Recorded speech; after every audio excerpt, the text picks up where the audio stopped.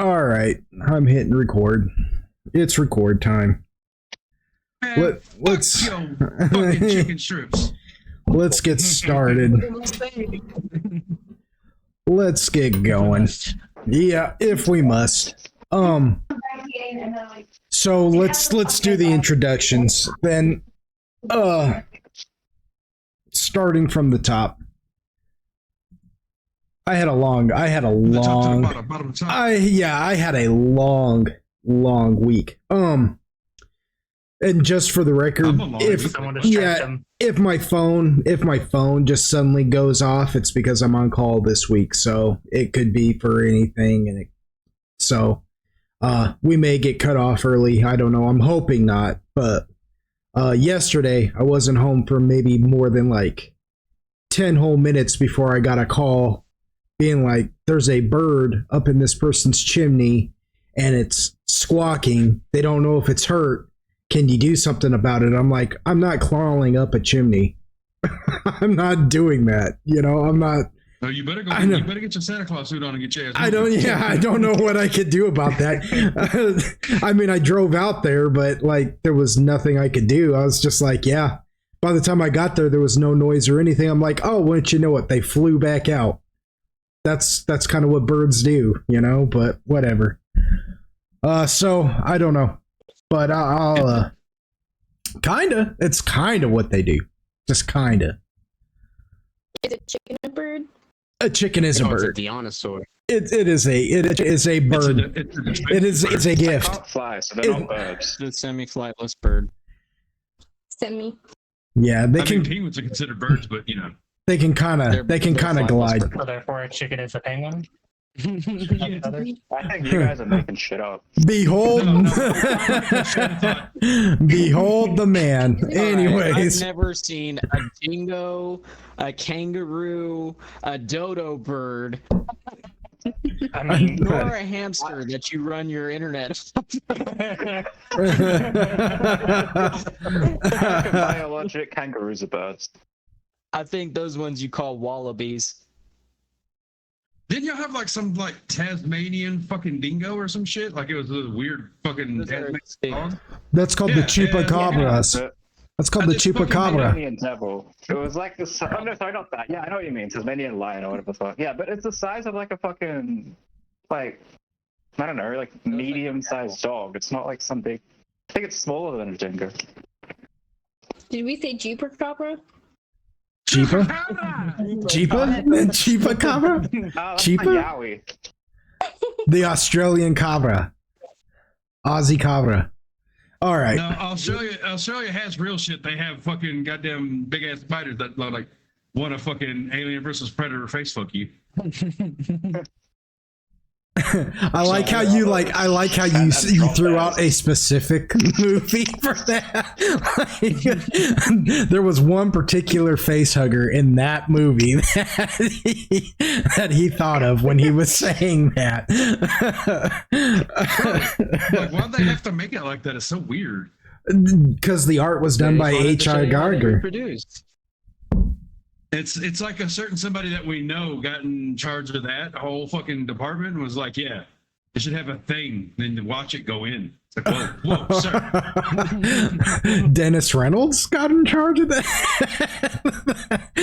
Dennis Reynolds got in charge of all that. That Always Sunny in Philadelphia episode where he's talking about making the movie, and he's like, and then he's gonna run, he's gonna sniff out the crime, and then he's gonna come home and he's gonna bang that girl on camera. And he's like, I don't know if we can do that. Anyways, okay.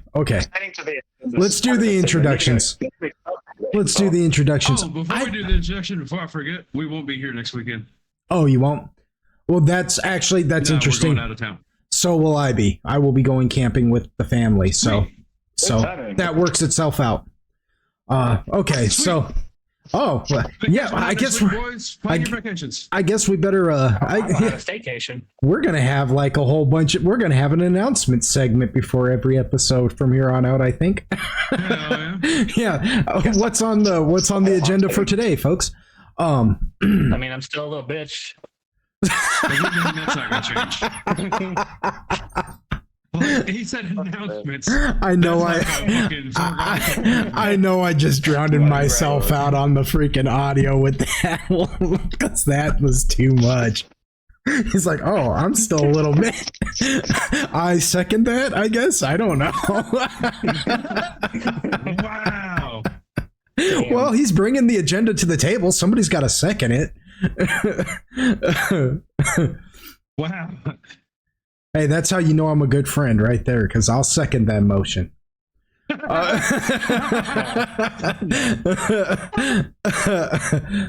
All right. So, anything else? Any other announcements? Anything else on the table for the agenda before we get into introductions? Anyone? I like big titty anime goth girls. Dude, nobody cares, dude. Like, A lot of people seem to care. Okay. I don't think they do though. Like, I don't know if they do. I don't know. They do. No, you tell the girls that they're crazy, you know. Yeah, I guess. I mean, why didn't I know this in high school? If I had known that, shoot, I'd have been dropping that line like instantly. They'd have been like, "Hi, my name is so and so." I'd have been like, "I like," Yeah. and they'd have been like, "Yeah, me too." All right. I think you're still of an age to try it. Oh yeah, no, not my predicament. No. All right. So let's do the introductions. And why Icy is at the top of the list now, I have no idea, but whatever. We're gonna do it like we've always done it. Here we go. Starting from the top, we have AGTX, the Dragons, and he will be playing our human slayer / dragon shaman /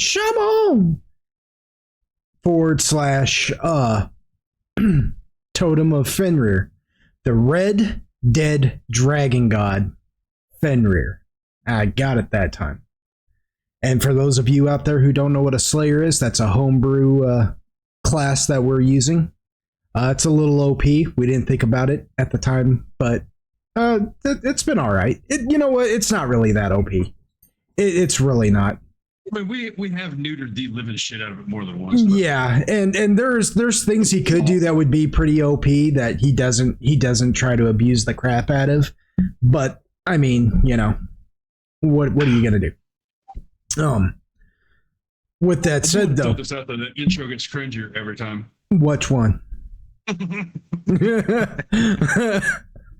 Every time I do the intro, every time. Yeah. Every time I do the intro, I introduce you, Quill, I'm like, or you say my name, any of that. Like, I didn't know it could be more cringy. But each time, like, you find a way, and like, I'm almost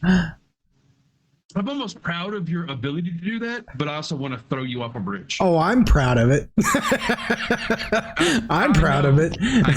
The artist doesn't make for the audience; he makes for himself, and then the audience just learns to love it. That's what Oscar Wilde said. That's what Oscar Wilde said. You take that up with him. I didn't. That's not mine. You take it up with him. Yeah, I'll hop right on that.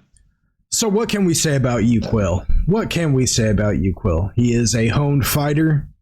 He likes pussy money weed. It's pussy money fighting. I mean, pretty much. Pretty much.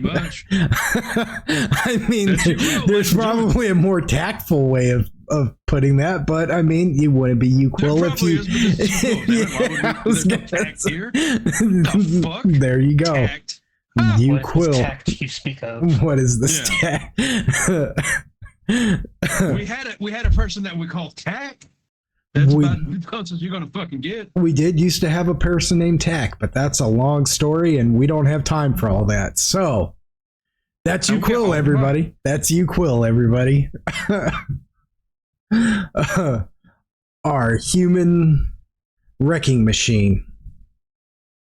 Then we have Kassid69, who will be playing Agargus, the Mycetid Pion Mender. And for those of you out there who don't know, I wasn't even going to give you a chance. You just threw it in there. Like in mid-syllable. I don't even know how you tucked it into a syllable, but you did it. For those of you who don't know what a Mycetid is, they are a mushroom folk kind of race of people. They stand about 4 feet high, and Agargus just happens to be a subrace of the Mycetids known as the Androgyny, because Mycetid, when they're born, they're not born with a gender. They are born completely asexual, as most plants are. But as they grow, they just develop one, kind of like some fish or eel, if you will. And sometimes, though, the Mycetid never develop their organs, and they become an androgyny, kind of a special little race of Mycetid. They, instead of developing, reproductive organs, they develop abilities, and Agarigus's abilities just happen to be a Pion Mender, meaning that they are a healer and a little buff machine. So that's Agarigus. And they're kind of mutated too. I mean, Mycetid in general, if the group has told me anything about the way that I describe Mycetid 90% of the time, they're kind of gross anyways, but Androgyny especially are kind of these like little mutated creatures, so yeah, so that's Agarigus. They genderless, featureless. Instead of toothless from fucking How to Train a Dragon, we have cockless. Yeah, I guess that's that's one way of looking at it. Yeah. True. Yeah. And so something I like to do is Kassid, what can we say about Agarigus this week? He likes to eat food. He does. Agarigus definitely likes to eat food. That is it. And he likes to make friends, not foes, I guess. That, this is actually really insightful. Usually we just get kind of like a or something, but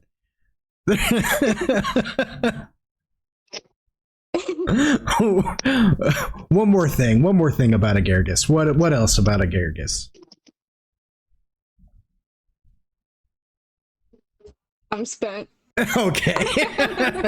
It's tired now. and yet that somehow that still works. All right. That's pretty Agarigus. That's Agarigus.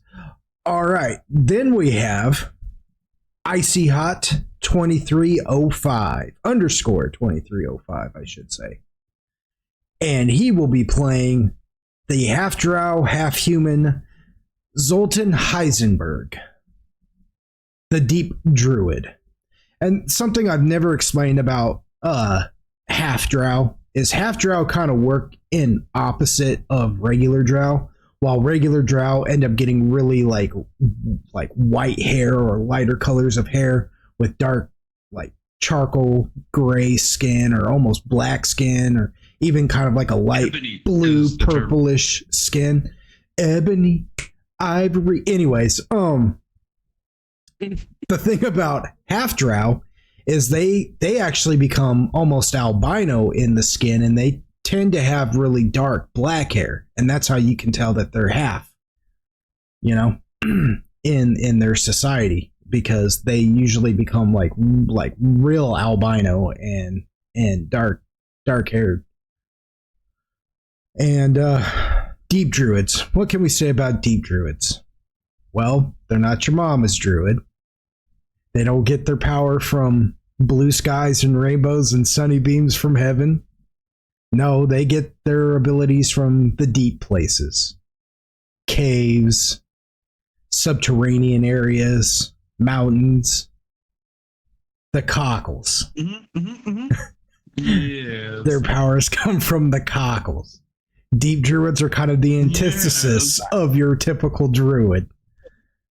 And Zoltan is definitely the party's wild card. He'll he likes to just do his thing. I don't even know how to explain it. He's just kind of like, hey guys, look, I'm gonna pull a rabbit out of my hat, and then he accidentally pulls a tiger or something. So, which I mean, quite literally, that there is times where he actually does summon a leper, and so that's not far from the truth, and that's Zoltan, the cockles. All right, moving along. Moving along. Yes. Yes. One more time for the cockles. People in the back. Then we have Tempest in. Then we have Tempest Inferno, who will be playing. I cannot get sidetracked. Stop it. Who will be playing Otis Hirokin, the halfling cleric / favorite soul / champion of Obad High. And Otis is a halfling. He's about 4 feet tall. He is the soul cleric of Obad High, the god of nature. Typically, Obad High likes to use druids as his form of worshippers, but he does have one cleric, and that is Otis. And Otis is special in that sense. Not just special in the sense of halflings are special, but he is like Otis. Please go on. Otis has a destiny before him that he is living out, and That's what you want to call it. he doesn't always react like a typical halfling. Otis has been through and seen way too much. He's literally had his body and soul separated, with his body stuck in the Nine Hills and his soul stuck in Mount Celestia. He's been and seen too much that he can't always just feel as carefree as your typical halfling. With that said, Otis still gives up. Just say he fucked up. It's all right. Otis fucked up big time. He's got a bit of a temper issue. But no. Edgelord for a halfling, ladies and gentlemen. With that said, though, Otis still gets up to plenty of shenanigans. I mean, he still gets up to plenty of shenanigans.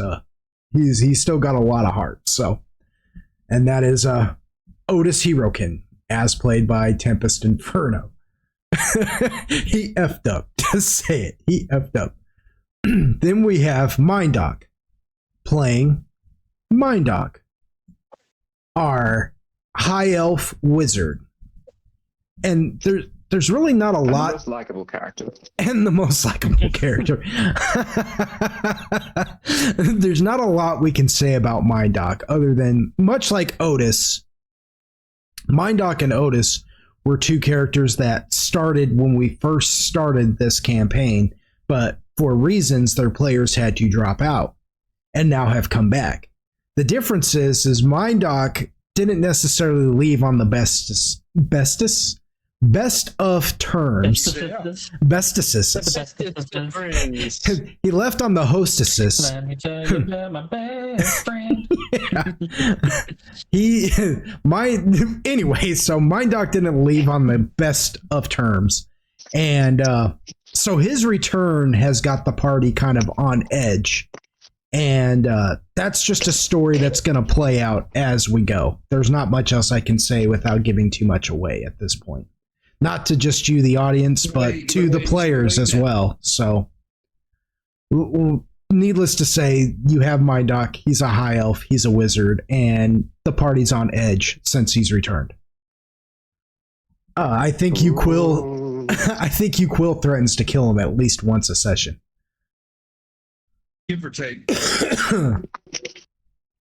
Then we have Android. Hit more than once. Yeah, maybe more than once. Then we have Android playing. Doesn't sound like equal at all. He's a swell guy. Are y'all done? Are you done? Then we have Android playing Android for Risen. On second thought, Lord Android for We can't let Risen. the main character have it all. Oh no, we're pushing through now. He is Lord I said Android the for same Risen. thing. He is a half wood elf, half human. Bard / Paladin, which our Paladin is a prestige class because we play 3.5 because 3.5 is God. So in 3.5, you have the Unearthed Arcana Player's Handbook, and that book turns the Paladin into a prestige class, making the Paladin all killer, no filler. And that's what we did with Lord Android for Risen here. So he's a Bard / Prestige Paladin / Saint of Corlon Larethian, the god of the elves. And Android has probably he is the probably the longest playing character in this campaign. Next to the only other person would be Uquill. And Android's only got Uquill beat by a year of actual starting the campaign. Android's had the longest. Yeah, Android's had the longest. Well, we've been doing this for 9 years, so. Yeah, that's just this campaign, though. Yeah, that's just this Will, one. as a player, has been swamped by many years of experience. Oh, and yes. We were just talking about characters, not players. Yeah. Just to clarify for the audience, I guess. Here, Android here, just for my addendum. But no. Yeah, but Android's probably had the longest running plot arc, obviously. And what can we say about him? He's gone from rags to riches. He's become the Saint of Corlon Larethian, the god of the elves. He believes himself to be the chosen one and the main character until He's better than you. until the fighting starts, and then it's Uquill. Uquill is now the main character. There's still a lot of questions that Android has about his past and things that he is still figuring out. So we have not quite come full circle in his story yet. So we'll get there. And that is Lord Android for Risen. And then there's me, Lord Pog, your humble DM, here to DM another session. I appreciate them old school gamers for once again showing up and letting me DM for them, and I appreciate you Golden Wonders out there, you audience, for joining us on this. And yeah, I guess with that all said and done, let's roll that intro, huh? Doodaloo, doodaloo, doodaloo,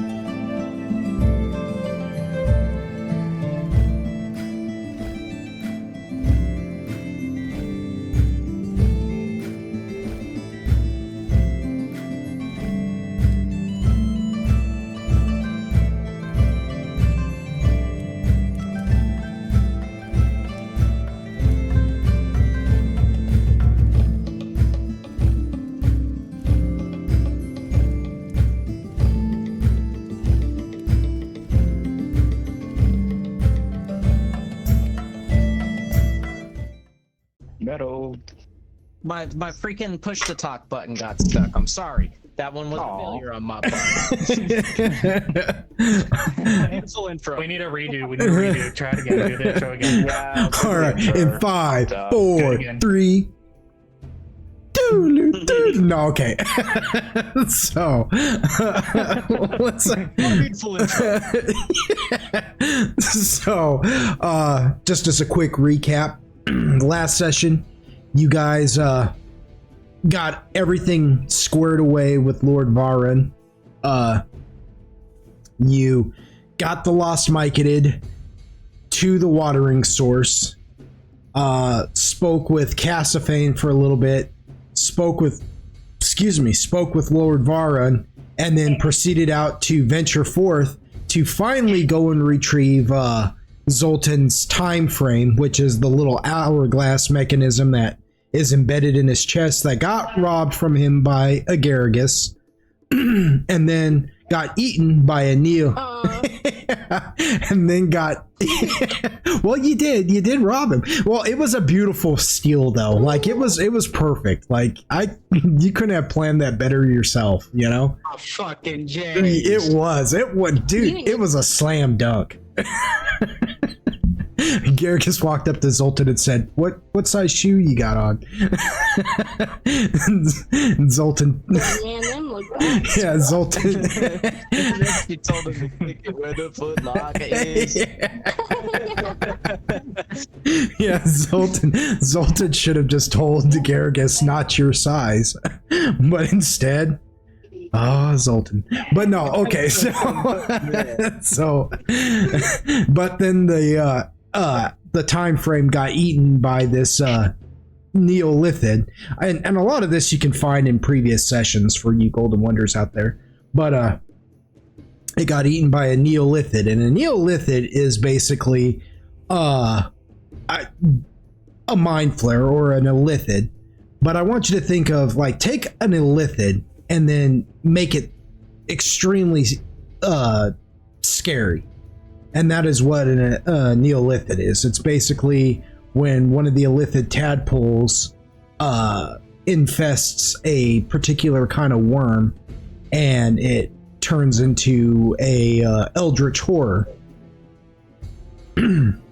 So it, the party ventured into these crystal caves, if you will, to retrieve the time frame, to hunt down this Neolithid and retrieve the time frame. And we left off with them in the middle of that conflict. They are still engaged in a fight with it. Mindoc, however, did not join them. Mindoc stayed behind to rest and recoup his magic using his mansion, his pocket dimension mansion, to rest in. And while he was there, he met a well, what would you call it? A fixture, if you will, of his mansion that he never noticed before, but it claims it's always been there. It's a skull with gems in its eye sockets and one gem on its forehead, rubies to be exact, named Crowley, who is starting to teach Mindoc magic in a way that Mindoc has never understood magic. Is that a fair way of putting it? Like, it's not so much that Mindoc has never understood it, it's just a deeper lesson in it that nobody has taught him, I guess is a better way of putting it. Yeah. As Crowley put it, it's because most people who know how to use magic use it without realizing that they're implementing this form of it. And Crowley's agreed to teach him that. Now, where Crowley comes from, he cannot say. Just that, Mindoc might as well just think of him as having always been there. And they've kind of made, well, I mean, Crowley, I don't want to say it's an uneasy alliance, because Crowley doesn't seem, Crowley seems perfectly at ease, but Mindoc is, what would be a good way? Leery of it, or weary of him, maybe? A little bit, Yeah, it's a tad disconcerting. Yeah. So, Mindoc's resting. The party's in the middle of a fight with this Neolithid. And that's pretty much what happened last session. It was just a lot of planning and plotting, and then, Mindoc learning some things he didn't know, and the party getting into a fight. Um, best part about this whole fight was it didn't necessarily have to happen when it happened, but somebody got a little greedy and decided to Well, yeah. to wake the Neolithic. So here we are. But I knew somebody would. They'll mind up to see your moves happen. Yeah. So here we are, Pismo Beach and all the clams we can eat. So I believe, if I'm looking at our last rolls correctly, the Neolithid, slapped Android for 70 hit points. I believe is the last thing that happened. And then we were going into the new round. And that would be... yeah,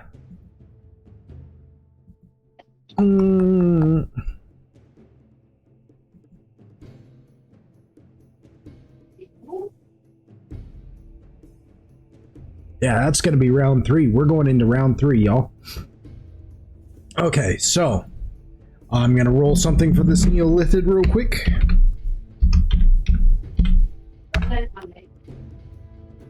Oh shit, stage 2. Yeah, this is my no stage nothing. I rolled a fat 1, so he doesn't get to attack nor move this round. So you guys get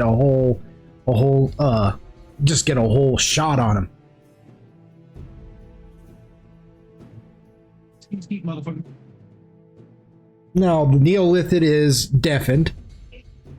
If I remember correctly. And does everybody remember their numbers out of the 6-sided die?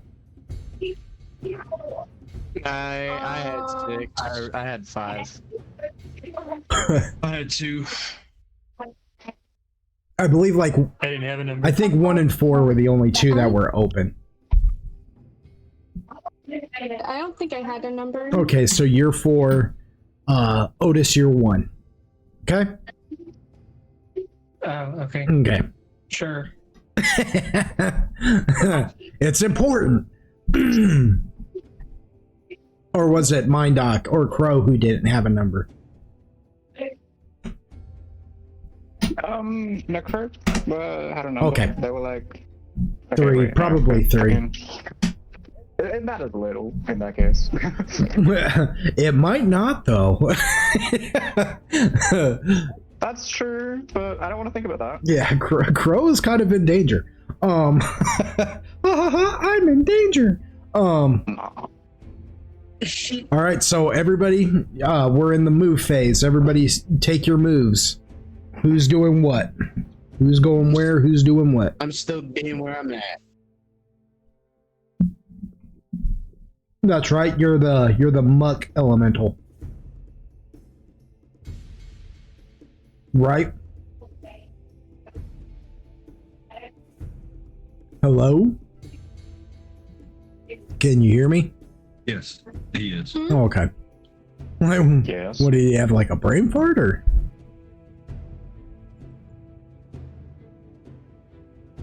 I don't know. He's not. He short circuited. He has a bad tendency, like not paying attention. He was just talking. He was just here. Welcome to my hell. Like, Welcome to my hell. Sorcery.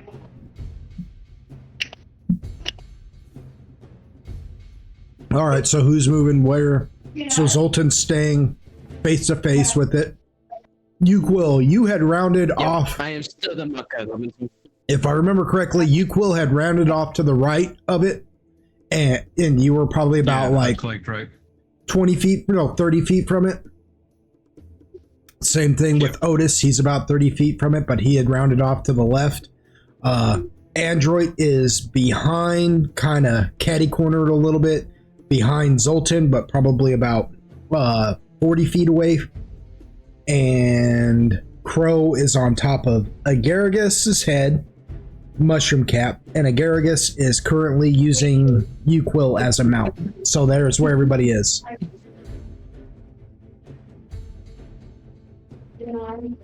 So who's moving where and doing what?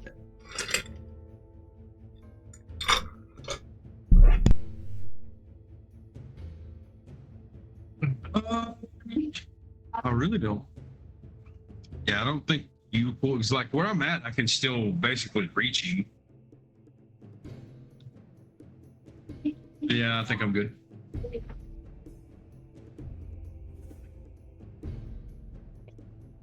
Uquill is staying put.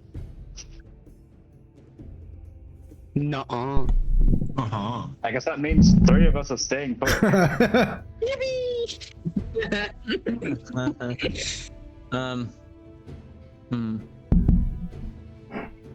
I don't think it's wise to get underneath the kaiju fight. Yeah. Probably not. I could be mistaken, but you know. It sounds like something you could be into. I'm pretty sure he could survive it. I just still don't think it's a good idea. I could survive it, could he? Yeah. He would survive it, he just wouldn't be happy about it. Motherfucker, stop stepping on me.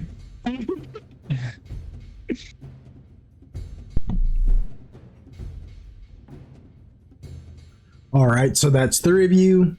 Zoltan, so all we got left is Otis and Android. I think I am probably going to stay where I'm at, because I'm not necessarily up underneath it technically, am I? No, you're like 40 feet I behind think so. Zoltan, I'm like kind of catty corner. That's kind of what I was thinking. Okay, so I'm gonna use my lay on hands on myself at the very least. Pat myself up. I'm just I'm gonna sink it. I'm just gonna sink my pool and heal myself up real quick.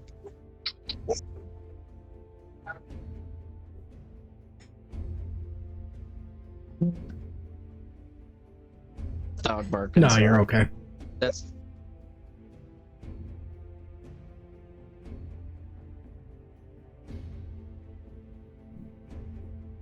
54 points, by the way, that I'll be healing myself. So Okay. Go ahead and just mark it on your character sheet. And what about Otis? What is Otis gonna do? So Android, you like I am thinking. you are thinking. What does it look like when Android does the lay on hands? Like, we know it has to deal with him like putting hands on, but like, is he humming a tune? Is he like, I guess because it's a paladin, right? yeah, it would. I imagine it would probably come from like the knuckle tattoos or whatever, and he just kind of pats himself down and lets the magic course across him and mend the wounds, kind of thing. I imagine it being kind of like a minor thing. Right. His hands just kind of glow and encase his body. Yeah, pretty subtle. Right. Cool. It's not real flashy. It's just kind of like a little aura, like cleaning your teeth with UV rays or something. Yeah, kind of, I guess, like it comes off his knuckles and dances around his body or whatever and just closes up some minor wounds and what have you. Cool. All right, Otis, what are you doing? You've had time.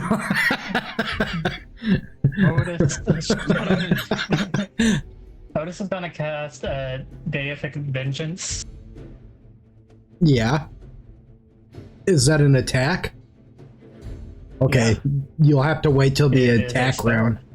Well, I didn't know if it was like a utility. Go prepared to do that. So he gets preparing to, Cat. What is Deific Vengeance? What does that do? When you cast a spell, you call out to the deity listing the crimes of your target and urging the deity to punish the miscreants. The target's alignment is irrelevant to the success of the spell. The divine power of the angry deity imposes this punishment in the form of a sharp, spiritual blow to the target. This attack hits automatically and deals 1d6 points of damage per 2 caster levels, or 1d6 points per caster level if the target is undead. Oh, A successful will saving throw reduces the damage by half. okay. So is it a favored soul ability or is it a clerical ability? It is a favored soul. Ooh. All right. So Otis isn't moving then, right? He's just gonna stand where he is and cast that. Nah. All right. Yeah. All right. Well, we'll begin that with the attack round since everybody's kind of happy where they're standing at the moment. Yeah. So go ahead and roll your damage for that. What does that look like when you cast that spell?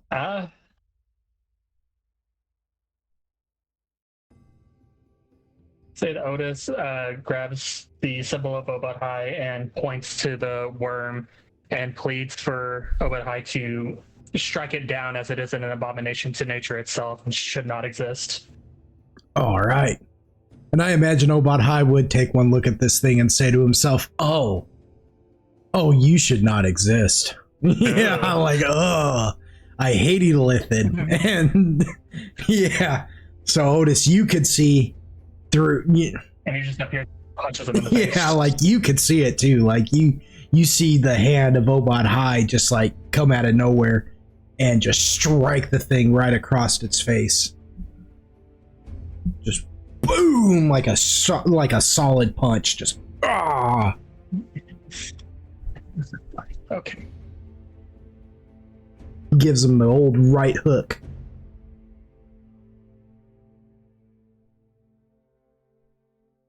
Oh, 15. Oh, there's a will saving. Yep.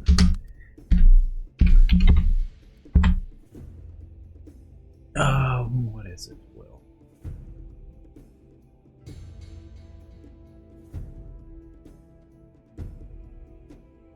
Sadly, the will is actually something that's in its wheelhouse. I say sadly. I'm not that entirely sad about it, but I mean, you know.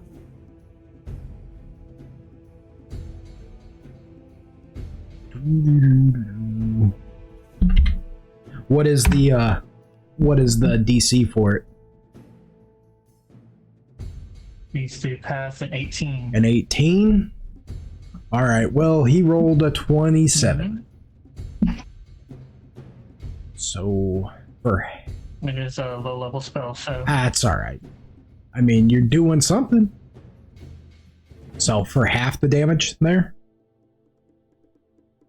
Right. Okay. Yep.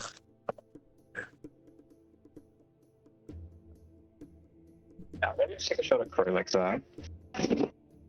Do what? You're doing something. No.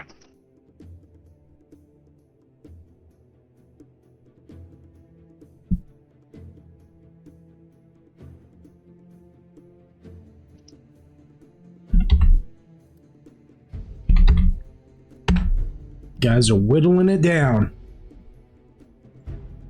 Yeah, so it takes the freaking boom slap across its head, and it starts wiggling around and just kind of screeching in the air, like trying to figure out where that came from. Its tentacles are still whipping around wildly, like lashing in Zoltan's direction.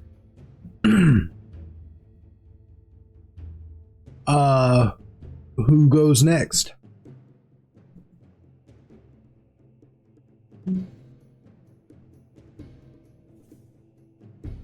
We are in the attack.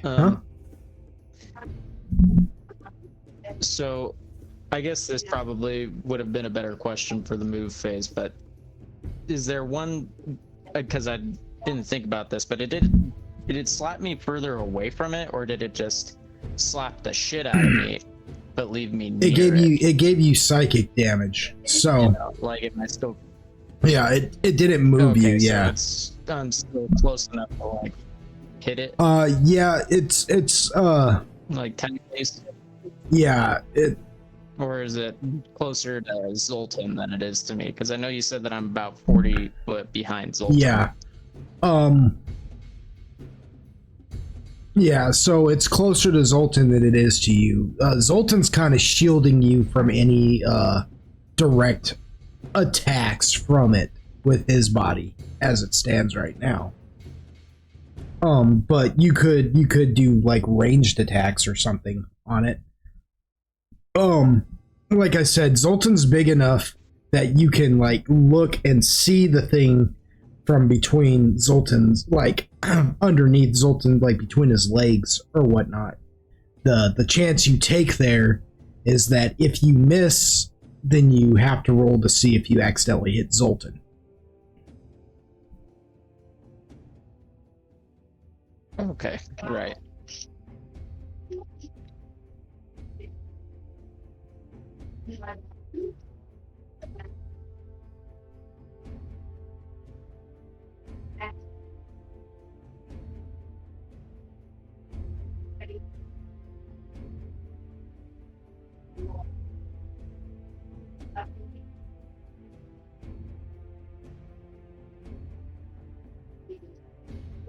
Anybody going for an attack, or what's everybody doing?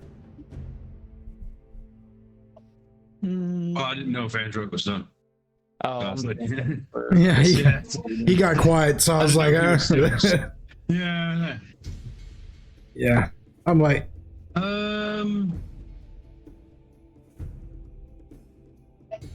This is probably something I should have asked a while, but has it been rough? It's been over a week since I used my acid. I would say probably so. I'd say you haven't used acid breath in a while. Yeah.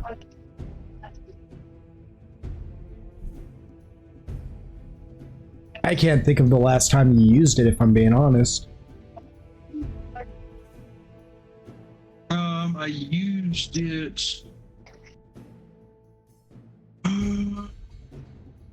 Fuck, it's been a Yeah, while. that's what I'm saying. Like it does like I think it was close to like trials and shit. yeah, because it does like a nasty amount of damage. It really does. So it's like it's one of those things that you don't want to use like just all willy-nilly, because you don't want to have to wait a week to use it again in case you run into something far worse. Which Yeah. I mean, this constitutes as pretty bad. Yeah, it's definitely up there.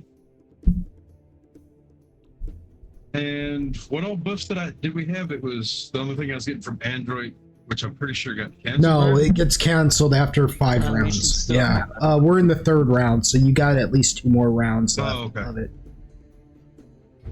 You're And then it was just to the attack. Okay, so you're getting Just making you're sure when I getting get something to your dexterity, I believe, from Agaragus. You should be getting +4 to your dex as well. This is just pure. Yeah, this is pure damage though. So Mm. I'm only getting to add, I think, like 3 because of my thing.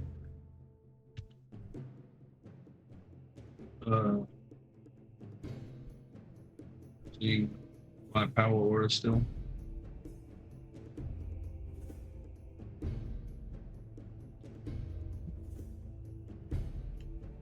I commit to this. 1 sec here. And we'll save that for case. Alright, yeah. And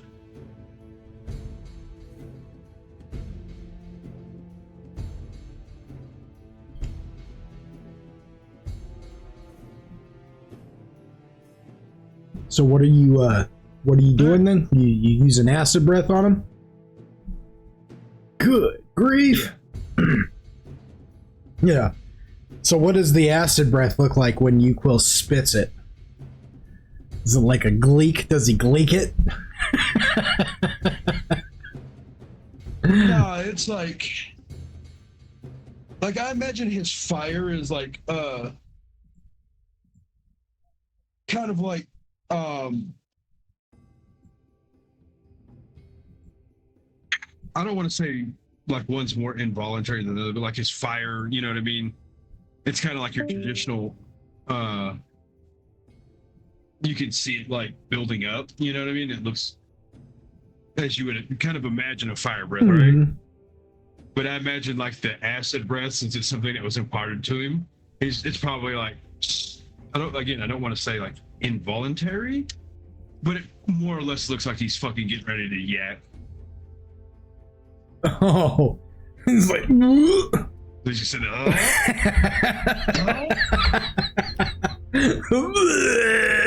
Just yaks all over the yeah. It's not pleasant for whoever he's spitting it on or him. Right, it's not a happy sight. This is not a happy thing. Like, you got tears coming out of your eyes and everything. You're just projectile vomit.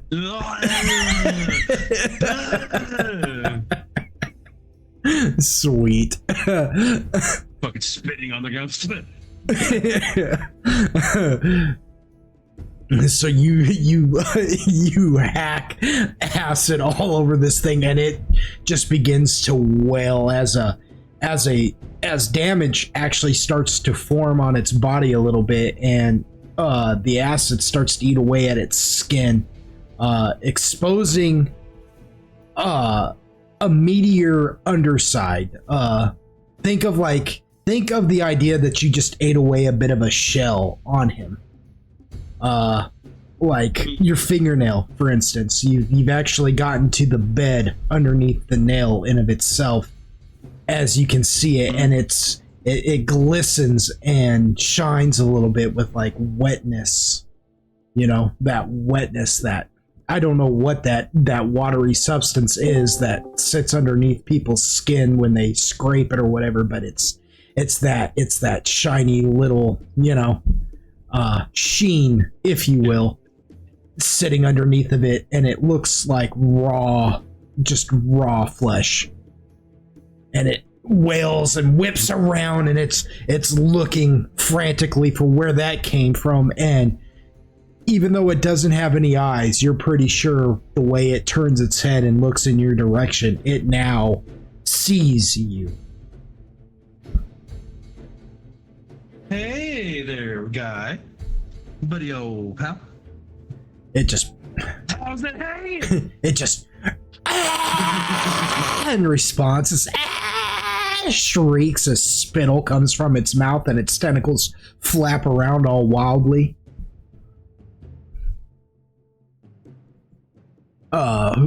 It's gonna flop around like a fucking fish when I'm done with it.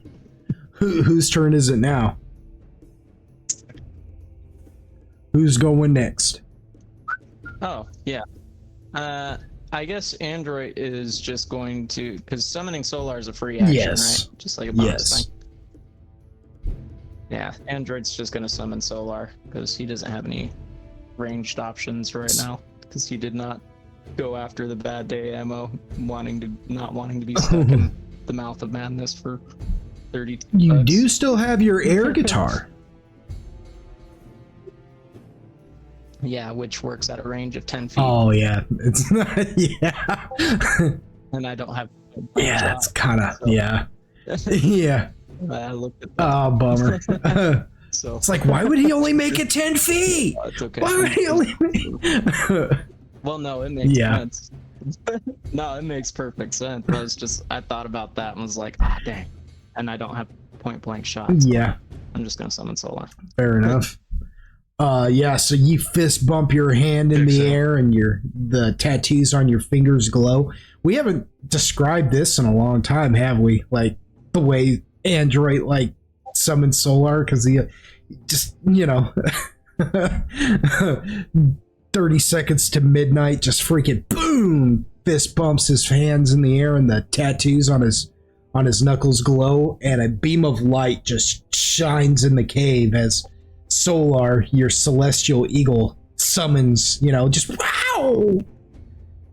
And he's there and he's like, oh. He looks around and for a moment and looks at you, Android, and he's just like, okay. We gotten yourself into another situation, I see. He's like, yes, I know this is a detestable thing for you. He's like, but I this is a detestable thing for me as well, so I am in need of assistance, unfortunately. It's like, no problem. And then he turns and he sees Zoltan. And then he sees the Neolithid. And he says, which one's Zoltan and which one's the... He doesn't say the Neolithid, he just says, which one's Zoltan?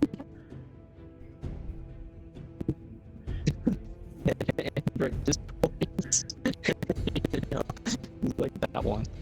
He goes, fair enough. The one that looks like Caquita. No. He says, okay. He says, well, I'll try not to accidentally kill him then. That's fucked up. Alright, is this solo? Yeah, this is Solar. Yeah. Cool. As he comes in, Kerr says, greetings. He just kind of side-eyes Crow for a minute. He's like, did Mind Doc turn into the... And then he thinks about it and he goes, no. And then he looks around kind of frantically and he goes, where's Mind Doc? Where did Mind Doc go?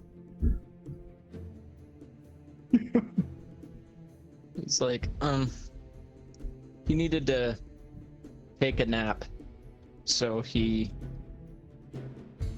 kind of thinks about it for a second. He's like, and kind of like realizing that he doesn't totally understand exactly what it is that Mind Doc did, but he's like, he left us this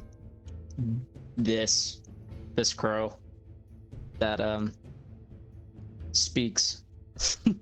It's like, I'm unsure if it's an actual like genuine creature or if it's a arcane, you know what I'm getting at? Like if it's just like a conjuring, it's just made out of magic, or if it's a biological being, I guess. And he looks at Crow and he goes, tell your master if you can that wherever he's at, if he's plotting, we'll know.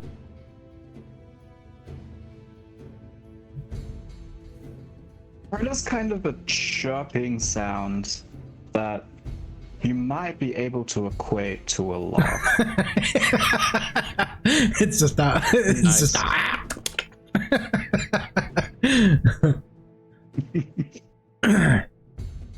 So. And says, I'm sure he'll be very interested to hear that from you.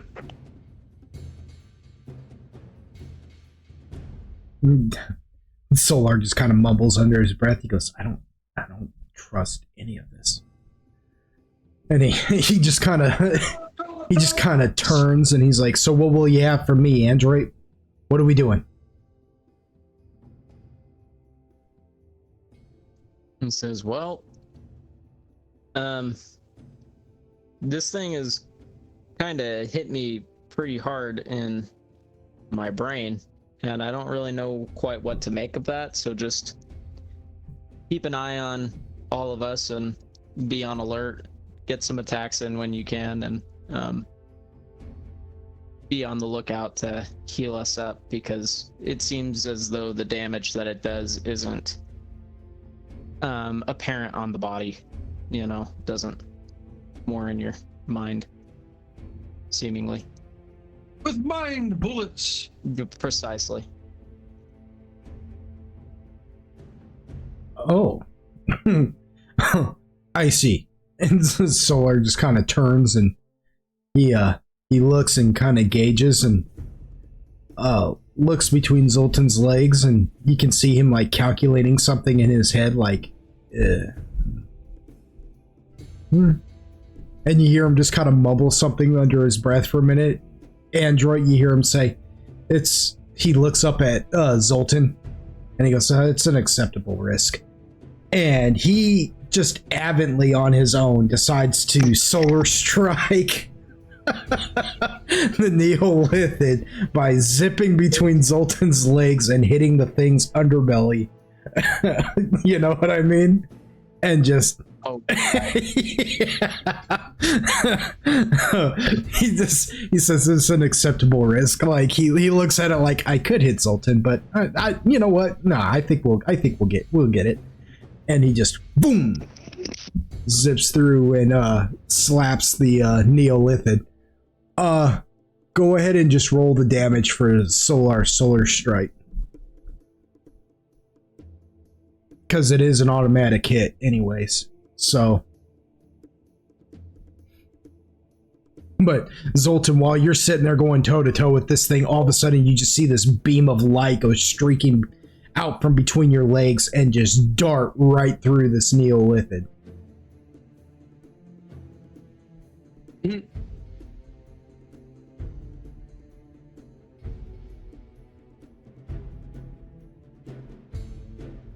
Alrighty.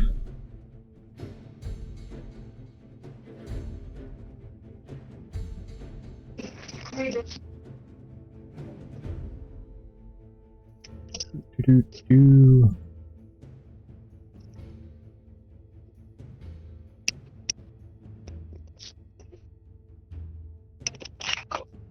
Sorry, I just had some crazy background noise for a second. Did I miss anything in the last minute? No, just Solar risking Zoltan. No, risking hitting Zoltan to hit the risking taking Zoltan's balls off to hit the Neolithid. That's all.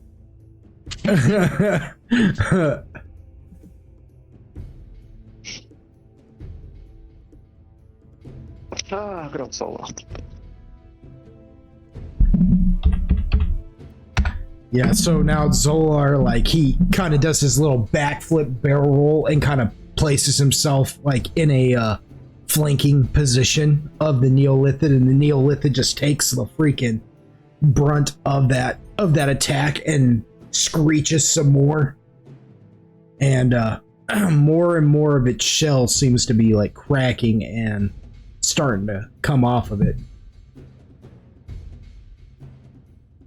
That leaves and Crow. What are they doing?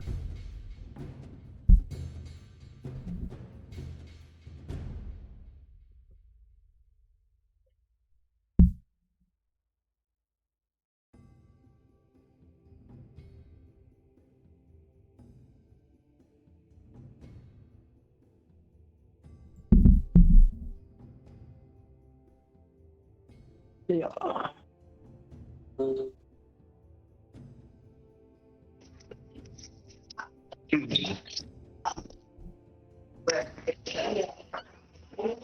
You are my mom.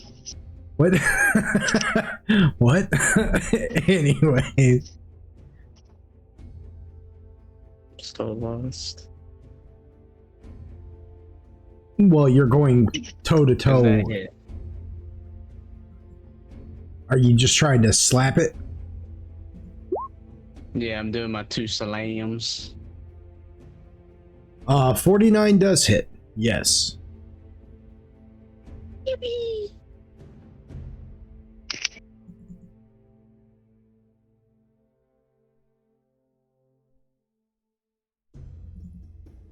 Does that hit? 46 does hit. Yes. Okay.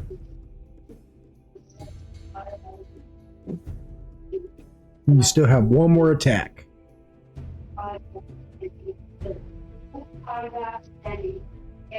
This probably doesn't hit. No, it sure doesn't. It does not. All right, so roll your damage for the first 2 hits. And then we'll resolve what happens with the next one. Yippee! Oh my gosh. We gotta love it.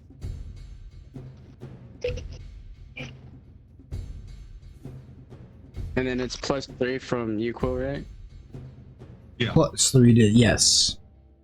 So it'd be a +6 because you got 2 different hits there. You can roll all the damage in one thing. if you want, or you can roll them Oh. separately. It's really up to you.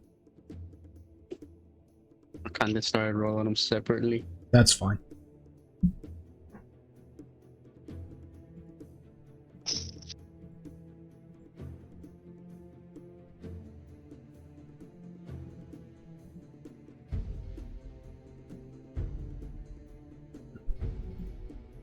Mine is what?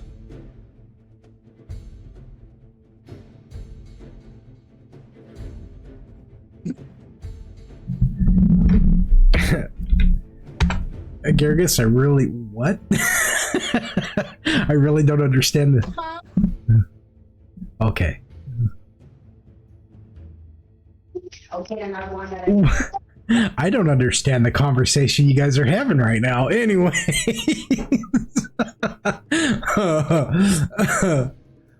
All right. So, but you did get a critical fail on your third attack. Yes. So you did slap him for quite a bit of damage. Just so you come in and you just start bear clawing him, just bah, bah, because, you know, your deep druid form looks like it's called it's called a muck elemental, but it looks like a bear made out of moss and swamp water and just things you would find in like an underground pool of stagnant water, like in a cave, a lost cave or something somewhere. And so, and you know, he's huge, so you're this massive beast and you slap it across its face like twice, just boom, boom. And you can just tell this thing is getting sick and tired of just getting bombarded by everybody's attacks. So it, on your third attack, when you go to attack it, it quickly wraps its tentacles around your neck and pulls itself in and bites you clean on the inner part of where your neck and your shoulder meet, right there in that little crevice right there, and just bites. What? Right on the penis. No,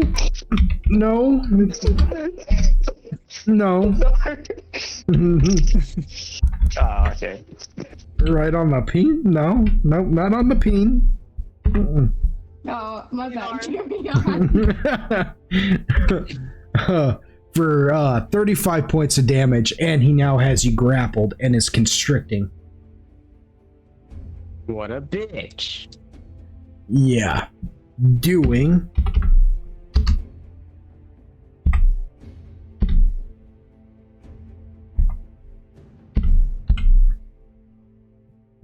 You said 35 points of damage? yeah, 35 points of damage for that, Fucking and then the constricting does 18 points of additional choking damage. 35 plus 18, that's 53. The poor kinky ass worm choking me and shit. Wait, I gotta figure out why Garrigus said the peen all of a sudden. I don't understand what that's all about. I think the Discord chat just kind of in that vibe right now. Where it got bit. Yeah, that's exactly where he got bit. That's why I was saying that. Okay. What is I was just happening trying to here? finish the sentence for you. That's, I was assuming. we finish I other should have full play. we finish each other's sandwiches. I was gonna say sentence, but okay. all right. Yeah. So that's effectively Hey, coach. Zoltan's turn. We still have Crow and Agargus. What are you guys doing?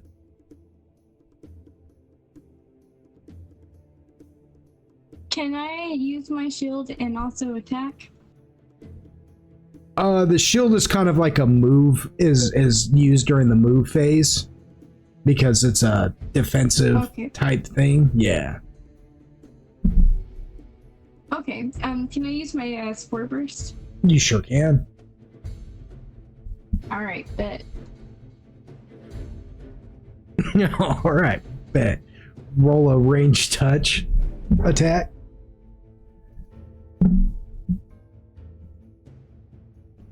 What'd you say, sorry?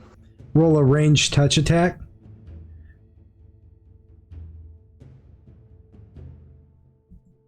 Why is the one GIF not wanting to show up in the chat? What I was wondering. Yeah, it's not showing for me either. If you click it, it gives you a I thought it was just a 404. me. Honey and Jazz. What? Whatever you were trying to show us, the internet said no.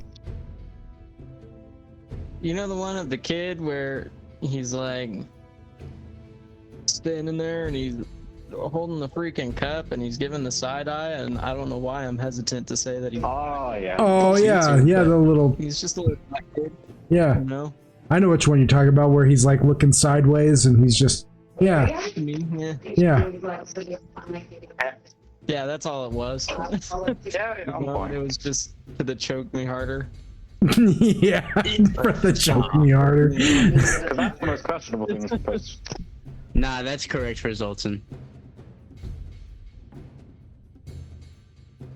We're having some technical difficulties with this. I'll roll it off of mine, since I can pull up the Agaricus sheet.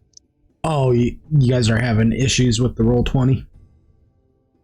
Yeah, for some reason, like the browser is taking a dookie and not opening the tab anymore. It's like unresponsive. So It says you taking can a wait for it to dookie. become responsive.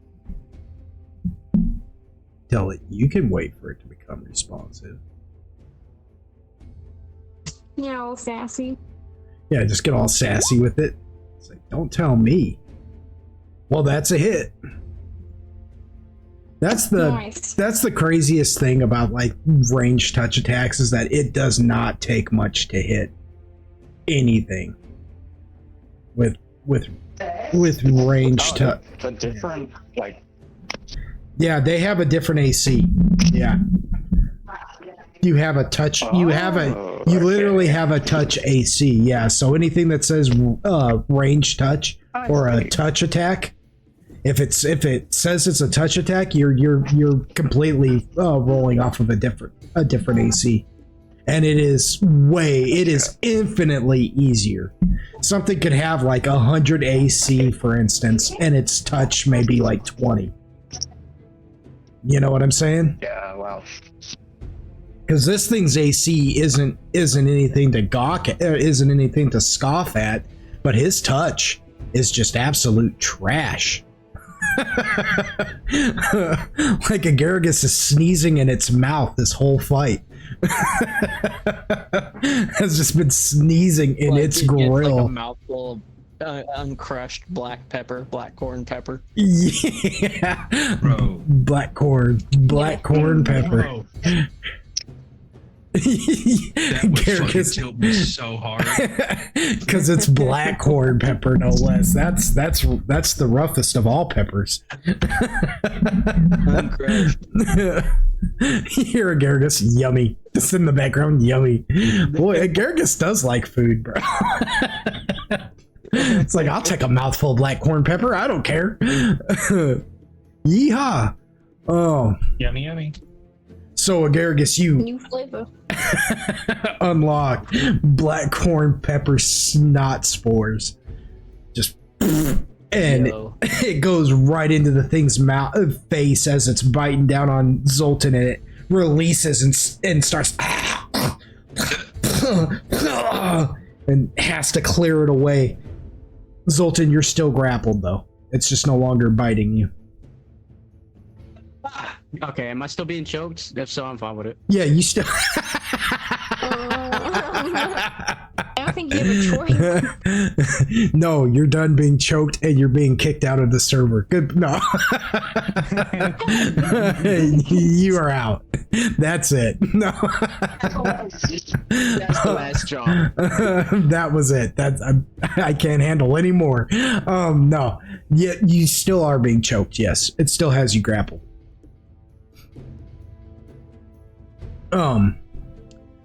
So that only leaves Crow. What is Crow doing? What are you doing, Crow? I'm just gonna keep kind of chilling where they are and just, keep an eye out kind of on what people fighting aren't necessarily looking for. Just keeping a look around.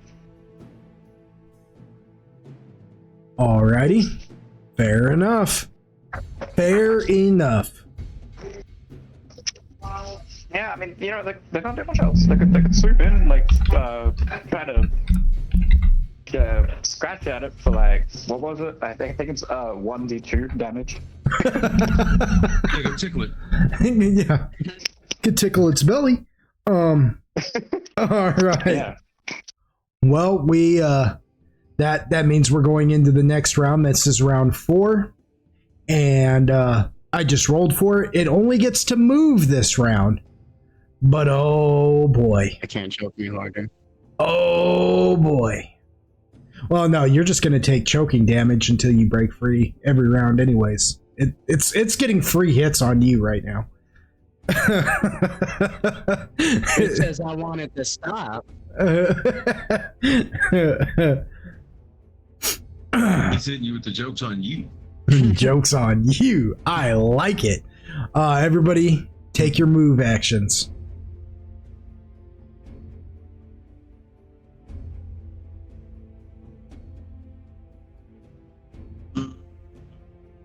I don't know if I can move, Kevin. No, you could just, the only thing you could do is try and break the grapple. Actually, I mean, you could move. You can even still attack. Your hands are free. It's only grappling you around your neck. You're just going to be taking choking damage the entire time. That's all. You know what I'm saying? You know what I'm saying? Yep. Do you remember the last person I used the shield on? It was on Crow. Okay, that's what I was thinking.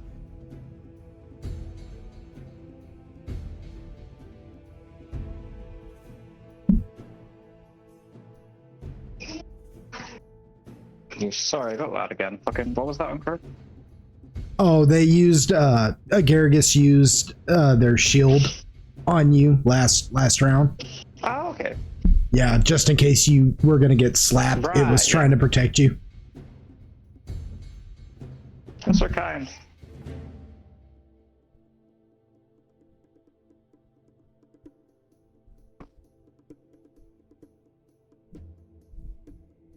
Can I use my shield on Zoltan?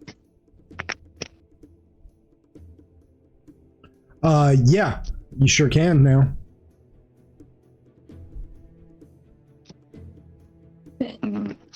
All right, so Zoltan, while you're getting choked, you just see this, segmented shield.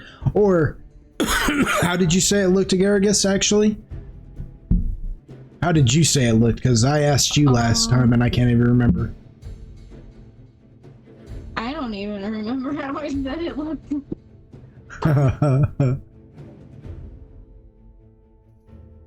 Like a force field. Yeah. Okay, yeah. Like a barrier, yeah. Like a barrier. That's what I thought. Just kind of like a boom. Yeah. Yeah, y'all know what it looks like. So this barrier just appears around you for a Stop second. making me explain it, motherfucker. We could have sat here for like another. I guarantee you, we could have sat here for another 5 minutes, and like every 10 seconds, Agaragis would have been like, like a shell, like armor. Like they kept just giving examples of different kinds of barriers, like a wall. Like, it stops things. An armored jacket. A full metal jacket. Like a bullet casing. now it's very interesting because I'm imagining it as all of the above at once. Yeah. Ooh, that would be weird. Like, for each person that they use it on, it appears as something different. It looks different depending on the person it's getting used on. Yeah. We might just retcon that. I don't know. Anyways, indeed.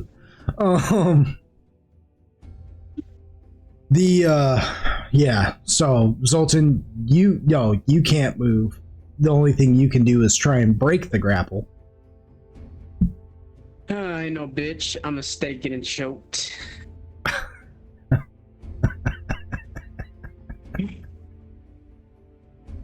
Okay.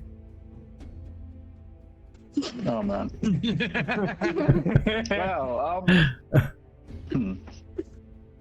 that's a way of looking at things. Yeah. I'm just gonna. Oh, bold move, Cotton. Let's see if it pans out. Yeah, let's see if it works out for him. All right, so Zoltan's gonna remain getting choked. What about Android, Zoltan says, "Haha." Otis, Uquill, Crow? Who's moving? Somebody move. Don't come out of my life. You don't have to. Yeah. Well, my move depends on what you and Agaric is kind of do. So. Yeah. Crow's like, I'm not really going anywhere. I'm gonna stay right here. I feel like moving means death for me. Well, if you're going in, I'm going out. Is the main.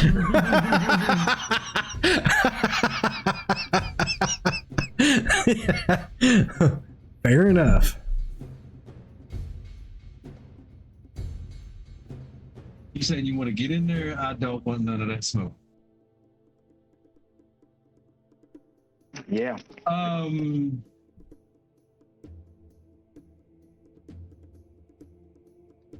Yeah, because like the distance between me and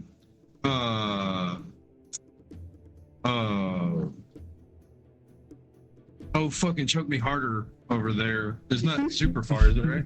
Yeah, no, you're like probably about 15 feet away from him. He's like 15 feet on your left-hand side. All right. Yeah, then I'm probably gonna stay put my damn self because, again, like I've already drawn its ire, and then this motherfucker gonna probably end up stepping on me. He's getting choked and fucking enjoying it too damn much. How far away is Otis from the creature? 30 feet. You're kind of in the same position that Uquill is in, only on your right-hand side. 15 feet away from Zoltan on your right-hand side. About 30 feet away from the bug. The Neolithid. Alright, Otis is going to stay in place, but kneel and get ready to pray and cast another spell. Alright, so you kneel down and begin praying, getting ready to cast another spell. What is Android doing?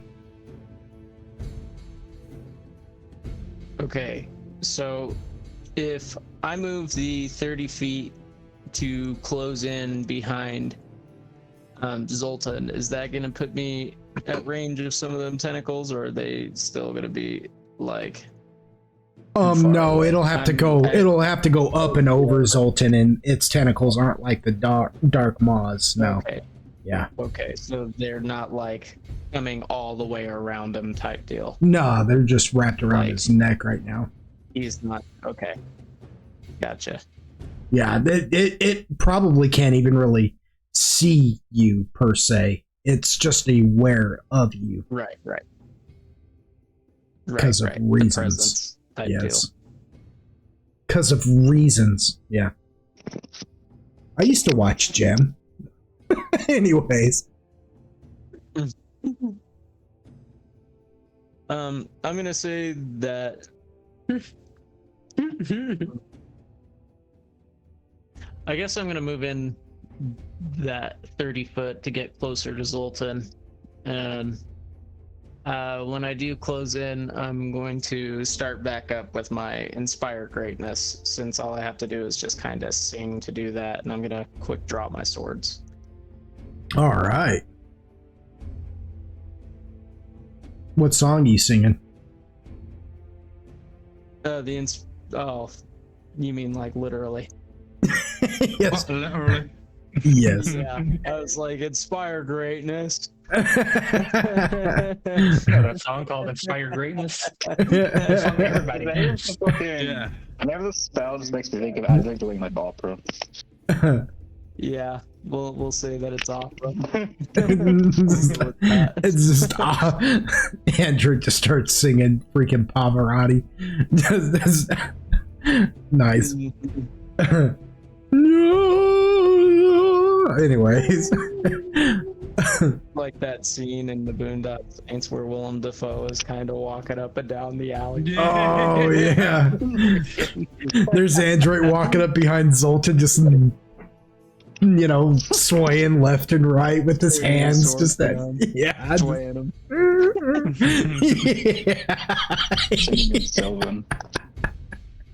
Singing in Sylvan, yeah. Sylvan opera. Oh, I bet that would be beautiful. Right. Anyways, yeah, I bet that would be. What about? That's the +2 to attack and +1 on fortitude, and the D10s, 2 D10s, hit dice. All right, nice. So Zoltan, give yourself 20 extra points of health. I can be choked longer. Yeah, ain't that something? I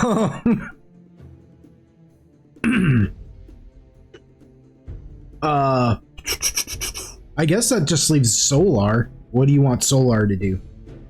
He kind of acted on his own the last time, but that's just because he wanted to get in the mix of it. But he's still yours to command. Yeah. Yeah. How would you say he's postured right now? Like, is he? Because I can't imagine that he can go terribly high, but like what's that look like? He can go about as high as Zoltan in the Neolithid. But he's kind of flowing. How high is he? Yeah, he's kind of flying low right now, just because he went in between Zoltan's legs and went through the Neolithid. He's got the Neolithid in a flanking position right now, but I mean, he's not at the very end of the Neolithid's body either, if that makes any sense. Like, he's not at the very tip of its tail. Totally on the opposite side of it. No, he's just at where it's. He's just at the point of where it's. Quarters. Yeah, like where it's arching up to meet Zoltan. There's still like a whole body length spanning behind him, somewhere deeper into this crystal cave. That Right. Yeah.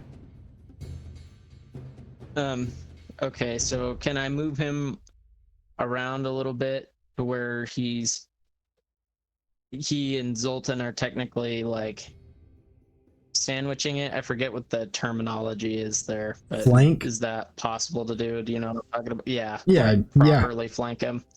Sure. And pin him in, or is that already the case? I mean, you can move him up higher to like be at more eye level with Zoltan, and that'll put him in range of the things, like the back of the thing's head, the back of the Neolithid's head. And that'll be proper flank. Okay, yeah. I'm gonna do that then and move him around to properly flank, and I'm also going to have him shift into steel form. If he wasn't already, I assumed he summoned in healer form. Yeah, his natural, like, always assume that he's just in healer form to begin with, because that's his natural. Yeah, it's kind of what I figured. Yeah, that's his comfort zone, if you will, his blanket. But yeah, So he begins to shift, and you watch as light covers his body and turns to liquid metal, and then encases his body. And when he bursts forth, he's armored now. His wings, his chest, his feathers, it all just looks like flying liquid steel, And he's just like, wow!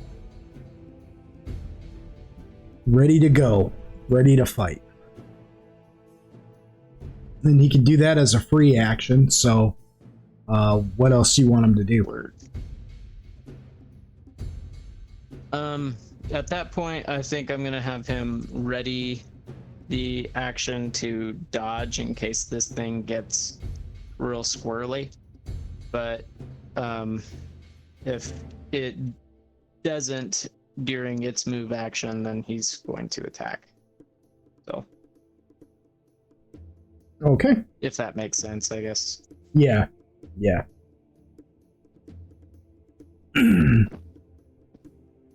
All right. So, yeah, because it's now that, now it's its move. All right. So what it does, something that I haven't gotten to do because this is the first time I get to move. You guys watch as it begins to sink down into the ground. Like crystals start like breaking around its body as it starts to burrow itself into the crystal flooring of this cavern. And Zoltan, I'm going to need you to roll a strength check or it's going to pull you down with it. What a bitch! Fuck no. I'm gonna get planted like a set of strength. Mm-hmm. What is 20 plus? I thought I was taking you to the cockles. The cockles. He's taking me back to my Bro, hometown. he's taking him home. So it'll be 20 plus 18. Yeah, it'll probably be whatever. Let me see. Let me look at it real quick. Make sure you roll it right, because you might have to roll your plus. Let's see, the muck. Okay. Yes, that's correct. Tell me, do I Wait, get no. planted like Sasuke? No, you sure don't. You sure do not. You you survived that. So he's trying to pull you down, and you fight back, and he says, "Dang it!" And you manage to break free and yank free of his tentacles. But before you do that, he constricts on you one more time. One more? Do I need to do anything? No, just take it. Please take me out to dinner first. For 17 more points of choking damage. Oh my god. He I like it. Yeah, he just like grips on you before you pull back, and he goes down into the ground and begins slithering down. I mean, you guys watch as the ground breaks and all these crystal shards come springing up through the into the air. I'm gonna need everybody to roll me a reflex to start. You're funny thinking this motherfucker can move. Yeah. Can I reflex and hover over you, Quillen? You can reflex. Oh no. I am Android. Android ain't getting hit by shit. Yeah, Android's like, not anymore. I got milliwatt the last time.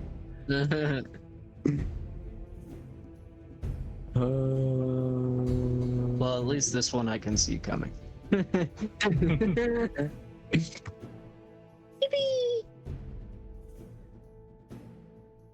Holy shit.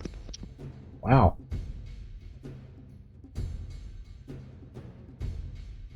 So, all these shards just come flinging through the air, and Agaragis, you bury yourself in Uquil's back.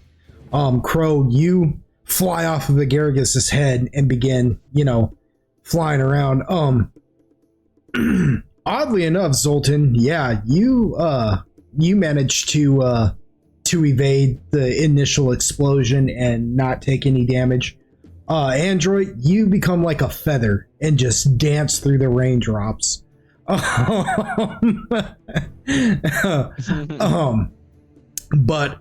Otis and Uquil. Otis, you're down praying, so you're not even paying any attention as all these shards you just take all this shrapnel damage. And Uquil, you just kind of like wall up to, I guess really because Agaragis is like getting behind your back. You take that initial explosion and just take all that shrapnel yourself. And it does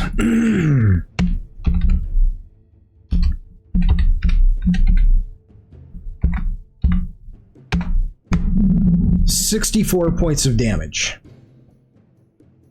to Uquil and Otis. 54? 64. Oh, 54. Yes, 54. It's 54. It's 54. Yeah. It's 54. Mr. the Best. Mr. Ventura. Yeah. I tell you how much damage I take. Yeah. And then it slithers underneath where Zoltan is. You guys can see it moving because crystals are now breaking on the ground, and it just oh, did you roll for Solar, Android, to see if he Oh dodged? no, not that. Yeah, you better do Wait, that. for Ostra. Do what? Yeah, everybody. Ostra. Oh yeah, Crow passed. He flew up. He said, Definitely "No." evades by like quickly fluttering off and swooping behind Uquil. And then back around and that's on a kick. Yeah, Agaragis and Crow just basically. Just the fucking... He sure was. He sure was. That's a funny sight, man. There's a certain amount. Well, there's a certain amount of humanity behind it too, because any onlooker would just see it as Uquil just like acting like a shield barrier for his two little friends. Just get behind me. I'll be your shield. What a virtuous soul. Yeah. When really it just. Yeah, I don't know about her. Yeah, I was gonna say when really it's just happens. Being super virtuous. Yeah, I was gonna say. This is what it looks like to somebody from the outside looking in. What really happened was. You're standing like. Fuck!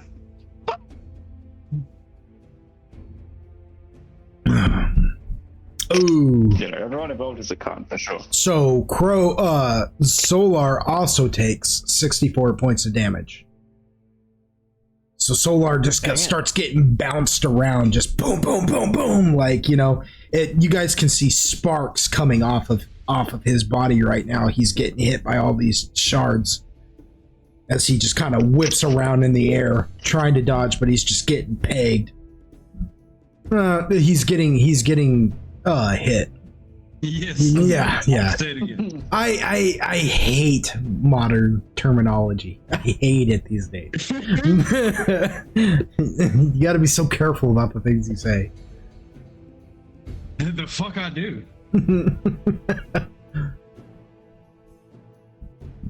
Bitch, watch me. Yeah. Just watch me. But yeah, it slithers around and actually comes up behind Zoltan's back now. Just like he's behind you now, Zoltan. Yeah. And actually Don't prepare yourself. Here's some things that need to happen now. What I need to happen is I need Android to roll a reflex again, and I need Otis to roll a concentration, because you said you were praying for a spell, correct? Yeah. Well, in the spell description, is it a standard action, an instantaneous action? Is it something you can automatically do, or is it something standard action? Okay, I need you to roll a concentration then.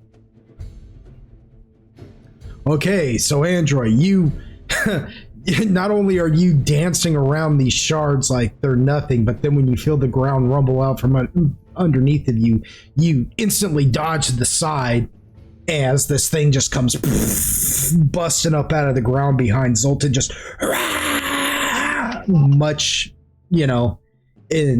with so much disdain and vigor. But yeah, that puts you only 10 feet away from it now, actually. You are well within its slapping range now. I haven't had to roll for a concentration. What do I roll for that? That is a skill. That is a skill check. Gotcha. Roll it and I'll tell you if you passed it. So, yeah. So even though you get all busted up or whatever, you don't lose a step in your prayer. You know what I mean? You're still like, in nomine Patri, Spirit, and you just keep going, and you hold on to this spell, which is going to bring us all into the next, into this attack phase. So now everybody gets to attack. Oddly enough, you, Quill, and Otis, you guys are still pretty much 30 feet away from this thing. It's just now behind Zoltan instead of in front of him. Like, that's all it's doing. It's just flanking Zoltan is all it's doing, or trying to get behind Zoltan at a flank. Android, you are now to its left. You are 10 feet away from him. Zoltan, you're still the same amount of feet away from him, only now he's behind you.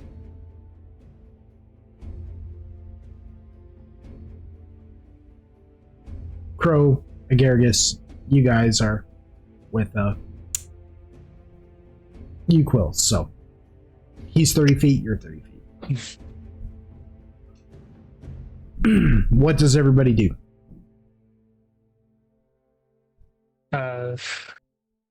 I'm turning around and choking it. So you're gonna turn around?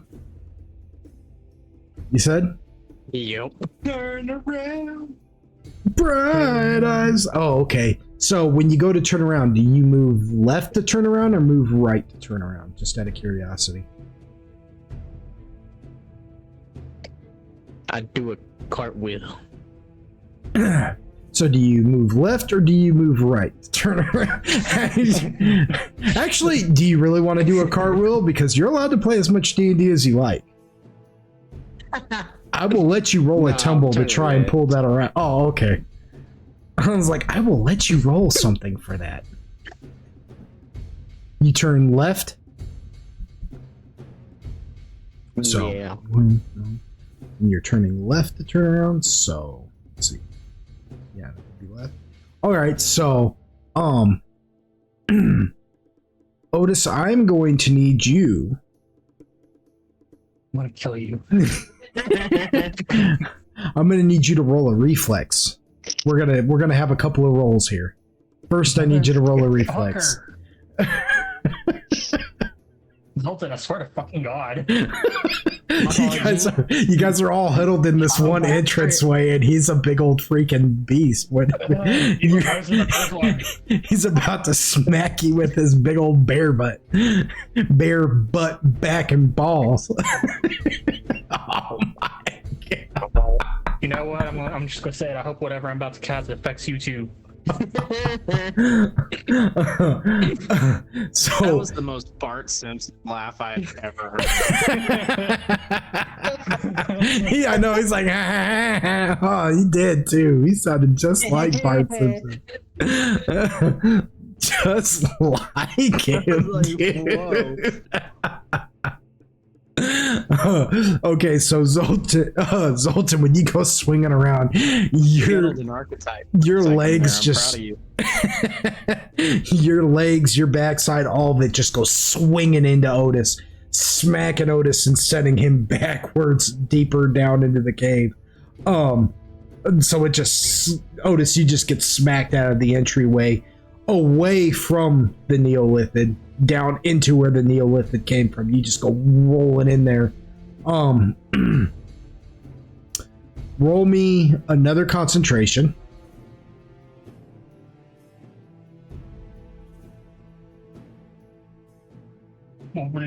How far away am I going to be from it? That's what I need to know before I roll this. 30,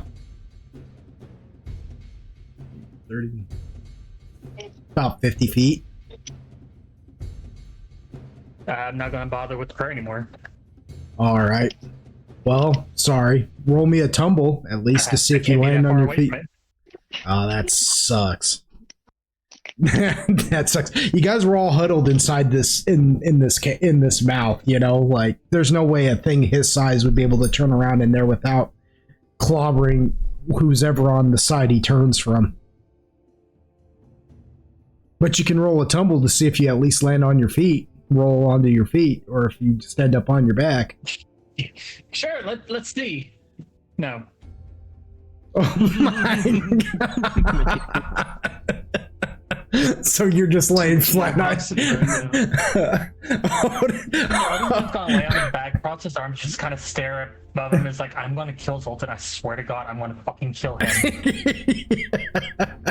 Zoltan, as you turn around to face the Neolithid.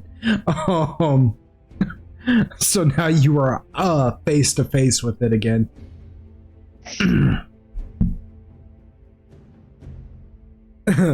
I guess that effectively ends. I mean, like, I hope I didn't increase your Jordans. What? I'm gonna look at you and say, I hope I didn't increase your Jordans. You're playing with fire. You're playing with fire, is all he says. You are seriously playing with fire.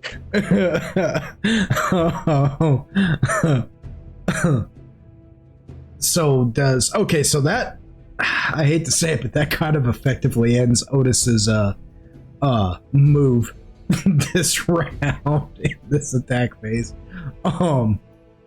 Leaving Zoltan, Uquil, Agaragis, Crow, and Android. Who's doing what? Does a grapple? Can I use grapple in move phase, or is that a attack? A grapple's an attack, technically. Ugh. Okay.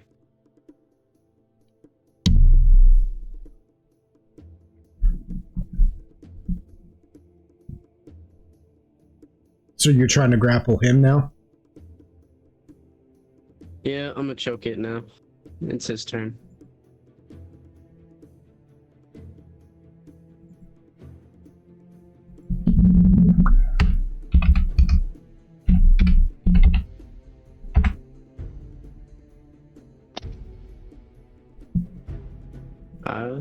Your grapple will be up there at the top, I think.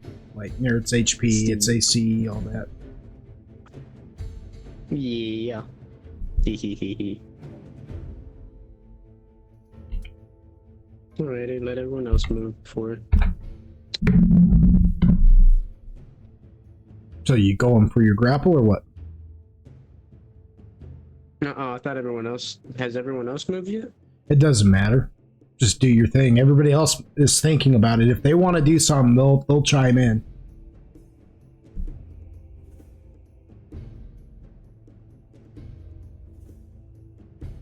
All right, so you go for a grapple. It fends. It goes to fend off your grapple. Basically, it's just opposing grapples, really. And so you go to try and grapple it now, and its tentacles are just, there's just way too many of them, and they're just slapping your hands off of it like won't let you get a definite handhold on it to grapple it.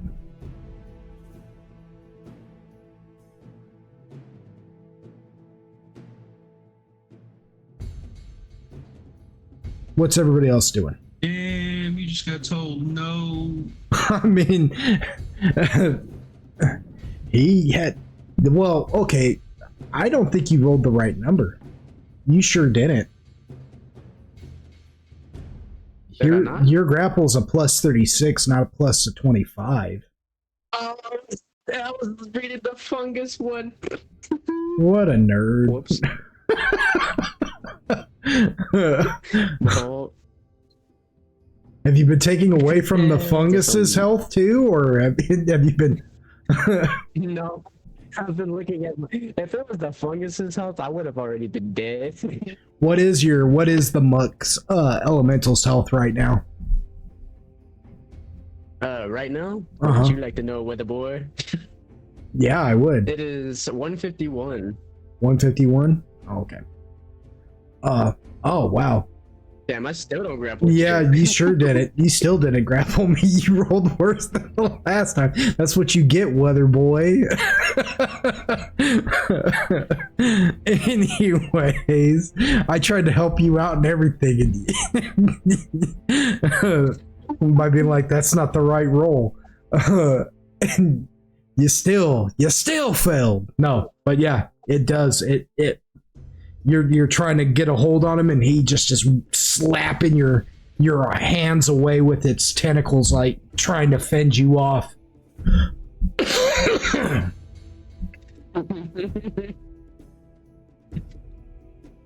Somebody else's turn. Who's going next? I'll squawk at it. Yes. Yes. Pretty much what I did. That's what happened. Bitch. So do what? Doing what? He said the thing is 10 feet away from me. It's technically within slappable range. Yeah, he sure is. Okay. I'm gonna start taking slappies at it. It's gonna be like my sword's alloy is gonna be like specially reactive with its brain, and it's gonna zap me down into my fucking soul.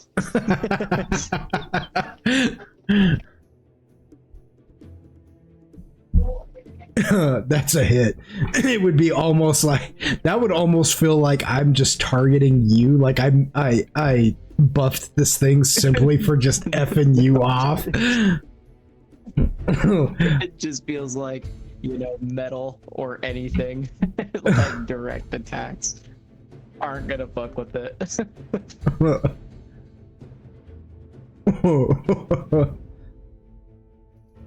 I just don't fuck with psychics. They fuck me up. They F everybody up. That's why I prohibited them in the character creation.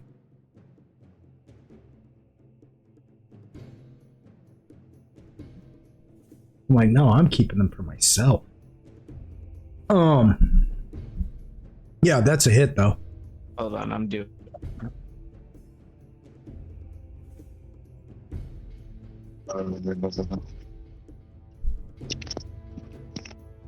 Nah, we just say bingo.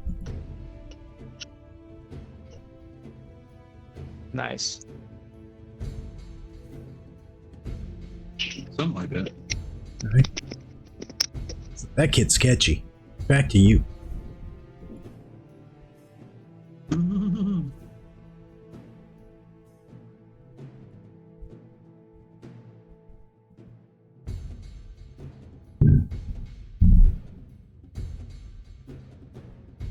What happened?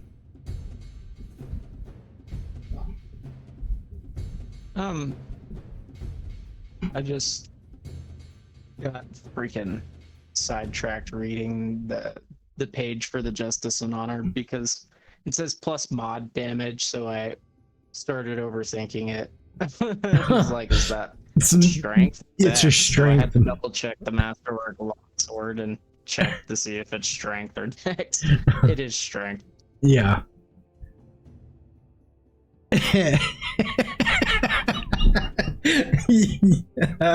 You went off on one for a minute. You went down the rabbit hole. Side questing.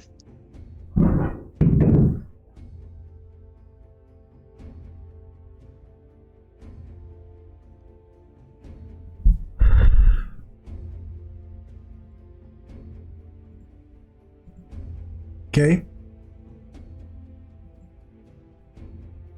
Second attack. Second attack.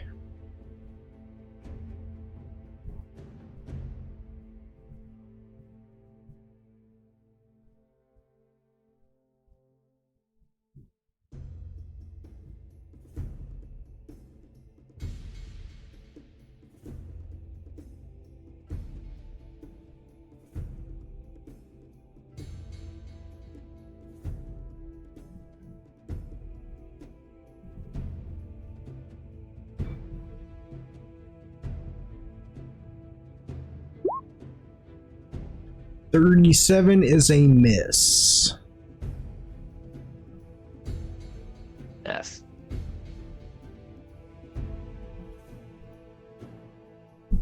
Don't really think of it as a miss, as it just feels like you're not actually, like, your blows aren't making purchase, if that makes any sense. Because this thing's a little too big to miss. You know what I'm saying? So it's more like as you're hitting it, it feels like your weapons just aren't actually doing the damage that you would like them to do, you know? You could say that Zoltan's actually like swinging and woofing it, but that's just because of the size comparison, you know what I mean? It's a little easier for it to actually move out of Zoltan's way. That's still not gonna do it. So you've managed to slap it once and grind into it, and now it feels like your weapons are kind of bouncing off of this shell and casing of its body. F in the chat.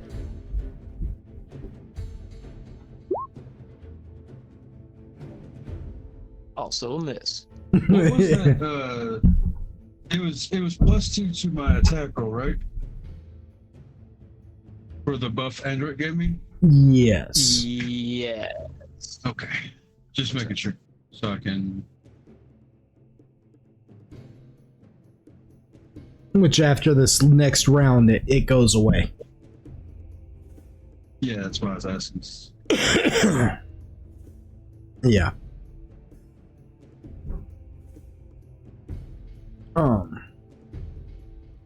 Yeah, so Android, you swing and you manage to like freaking boom bash into it, and its body kind of quivers a little bit, and then you start swinging on it some more, and it just feels like your swords are just like, you know, it feels like your swords are clashing against another sword, you know, like its body is just defending it in of itself. You haven't been able to like make purchase on it again as you swing on it.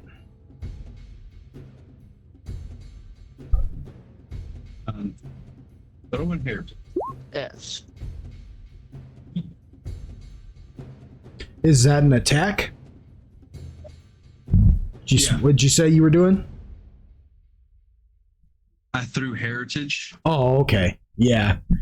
So yeah, you throw heritage at it, and heritage smacks against it, but again, it's kind of the same thing that you saw with Android.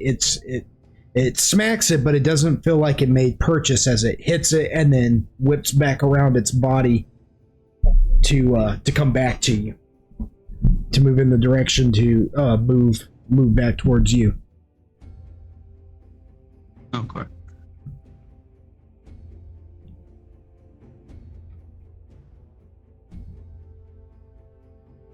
And it's becoming apparent that this thing is highly durable. Not only is it able to kind of attack you guys mentally, but its body is pretty freaking solid, you know?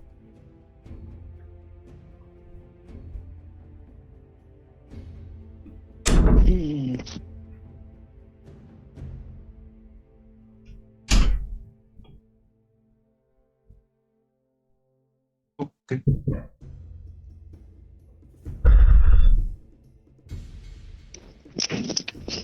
So, that leaves Agargus and Crow. I'm a spore burst. Spore burst it. Roll a range touch. Is it at the range? Yep. Just roll a ranged attack, yeah.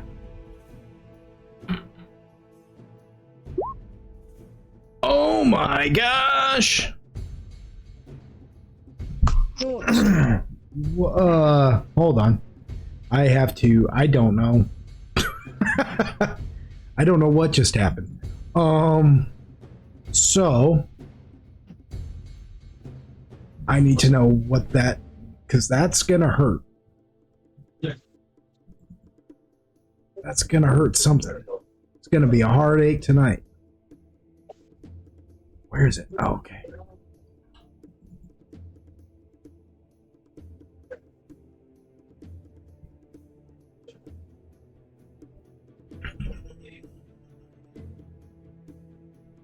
Are you serious? I didn't put it. Okay, so we'll just say it's ×3. So you just crit attacked that thing. So roll your damage.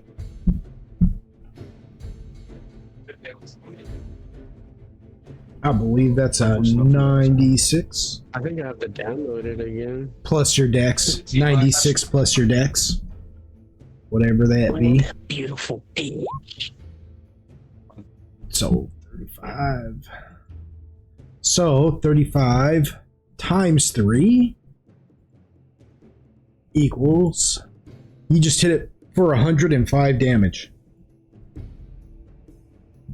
Nice.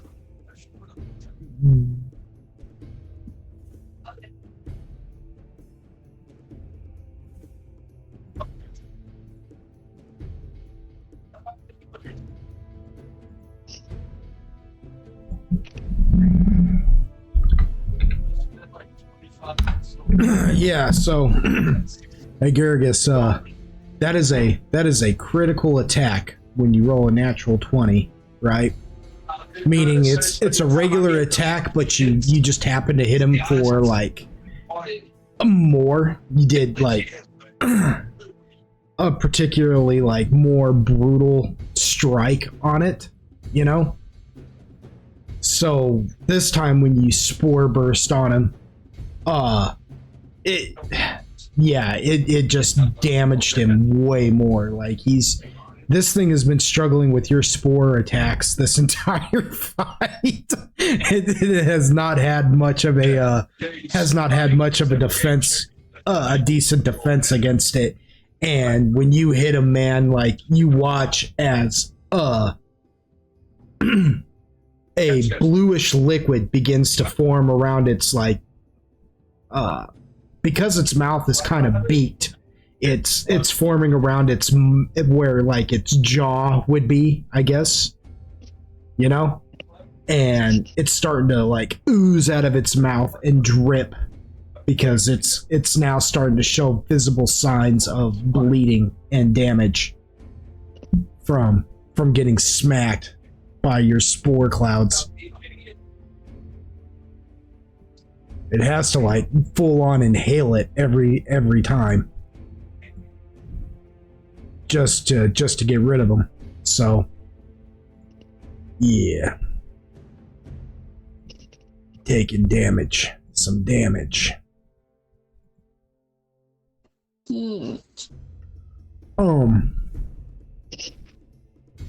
that leaves Crow.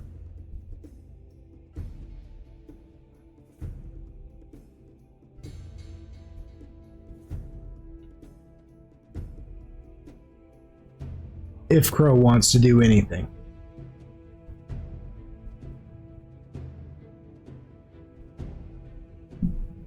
Did we?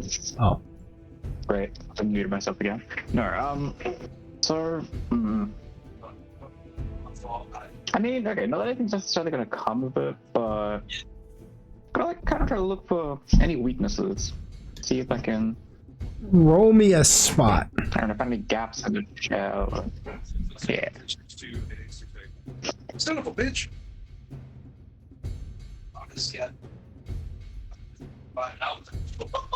How many skills? There we go. On my phone.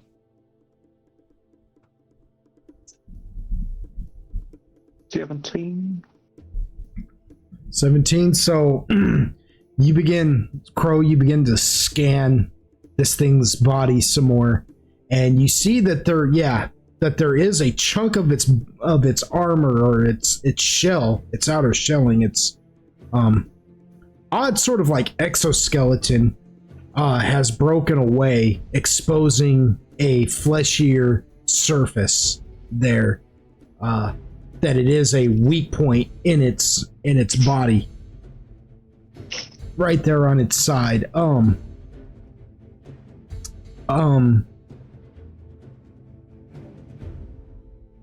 Just like right up underneath. It was closer to where you and Uquill and Agaragis were, but because now it's shifted its body and gone behind Zoltan and changed positions, it's actually closer to Android now for his strikes.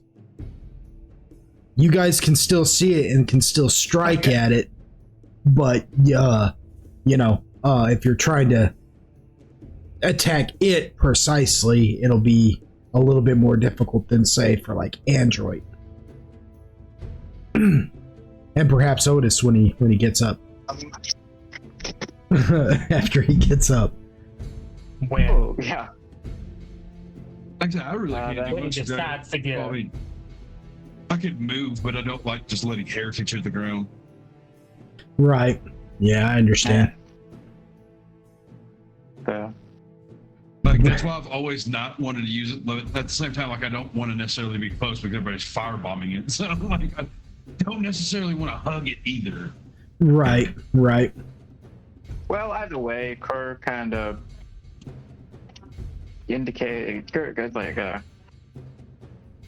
try hitting it there. And it gives a little, like, psychic kind of nudge to the area that it's indicating. So, Crow makes everybody aware that this thing now has an exposed area, a weak point on its body. So now all of you are aware of it. And Solar still hasn't gone yet. Android, by the way. I was gonna say, is Solar close enough to attack it? He'll have to fly between Zoltan's legs again to attack it, but he can. He sure can. He doesn't mind. Could I Solar Strike between it? You sure can. If you want to hit that spot precisely, roll me a D100, and you gotta roll 40% or higher to hit that.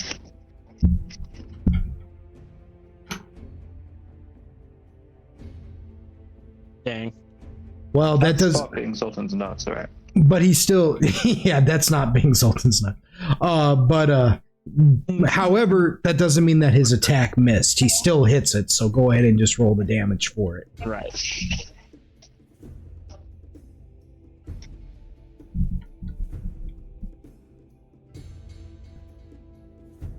Alrighty.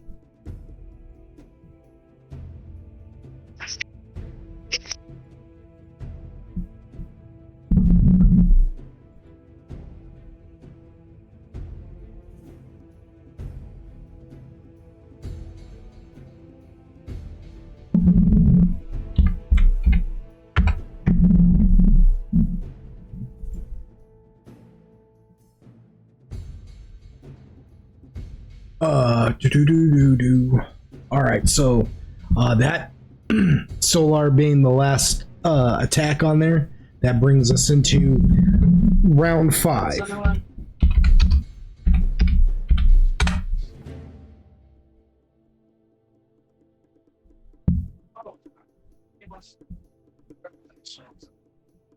You gotta be freaking kidding me, dude. Okay, all he gets to do is move again. Really kind of hindered myself when I came up with this system. I didn't think I'd roll like that many twos in one go of it. That's all right. So everybody gets to move now. Huh? It's the move phase. Everybody move.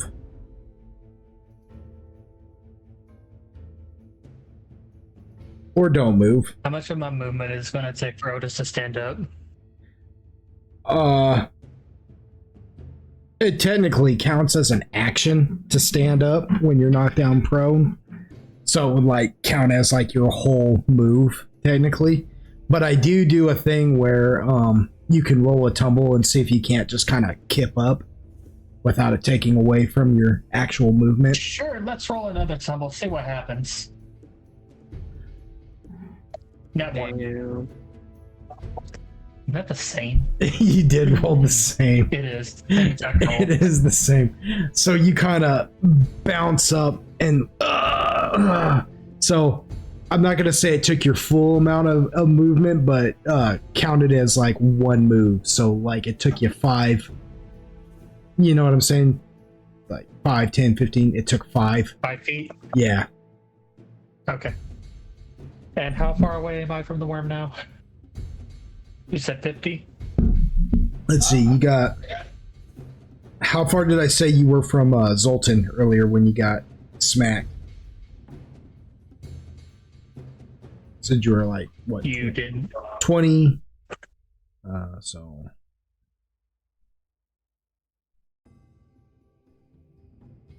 So if you move back up towards the entrance of the mouth, right, you'll be 30 feet away from it again. So at this rate right now, you're probably about... How much movement is that? Well, you're 20 feet away from Zoltan. So 5, 10, 15, 20... Yeah, so you're about 50 feet away from the worm. From the Neolithid.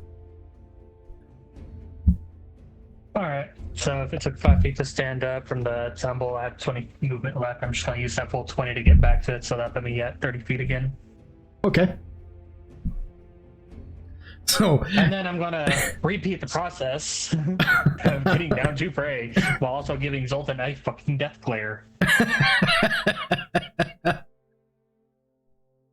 Did you didn't mean that? I'll kill you.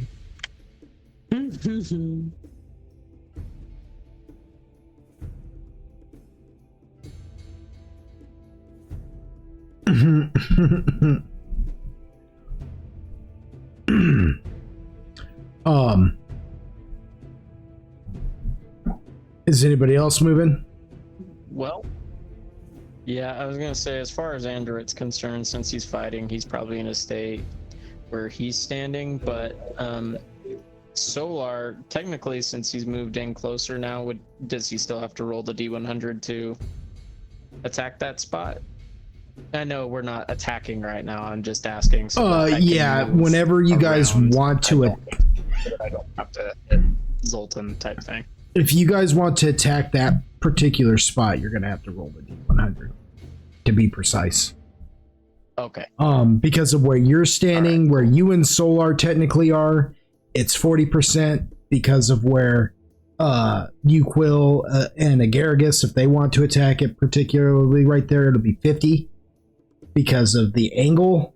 With Zoltan, it's like a 75 because he's so big and he's like face to face with it. He's literally got to like lower his punches for like low blows to attack that thing. You know what I'm saying? So it's like 70 for him. Right. And for Otis, it's 40 as well because he's on the same side as you are. So Solar, Android, and Otis have a better line of sight of it. So they're rolling 40. Gotcha. Okay, so technically, from his perception, he's in the best position to be attacking from as well. Yes. Okay, then yeah, he's just. If he wants to move to stay that where he's position, like where he's at, technically where he's at, he's kind of directly behind it, but you can crook him off to the side to be like more like where you're standing. You know what I'm saying? Right now, technically, right now where Solar's at, he's looking at its back. He can't actually see it at all, but maybe just like a slight glimpse of it. You know what I mean?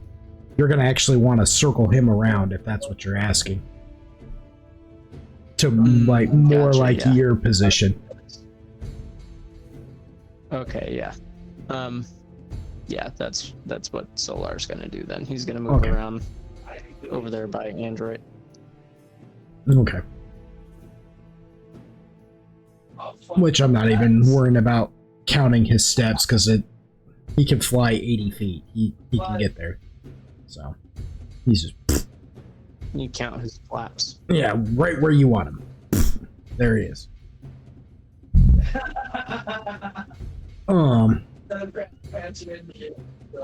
What about I imagine is Uquil gonna move?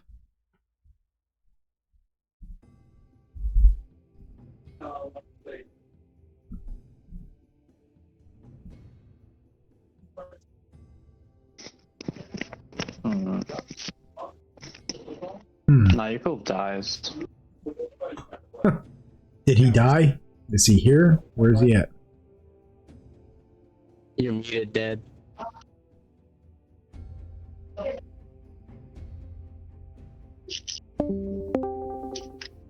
Hello? There you are. My Discord does that. Whenever I fucking mute my actual mic, Discord freaks out and stops registering it for a second. Oh, Stupid. Huh. Yeah, was I? No, I'm not moving because like I was thinking about doing something, but with everybody kind of like clustered close to it now, it kind of takes away some options. So I'm just gonna stay where I'm at for now and see if I can find a better way of attacking it. okay. Well, Heritage comes back to you this round anyway, so it, you know what I mean? You will. That's the other reason I don't want to move is to catch it. And well, I mean, what I was gonna probably do is try to use Fire Breath, but with everybody, like I said, in bad angles, I'm gonna end up hitting them. So it's like, fuck. Right. What about Zoltan? What is Zoltan gonna do?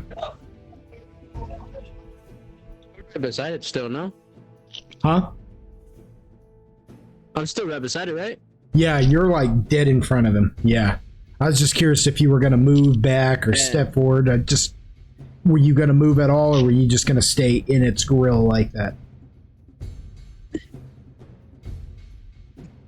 I don't think if I move at all, it's gonna make it any easier to hit his weak spot, is it?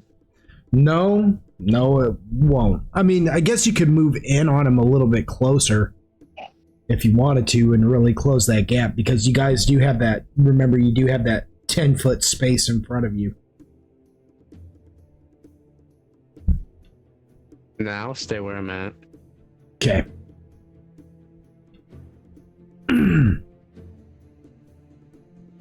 I use my shield on Solar?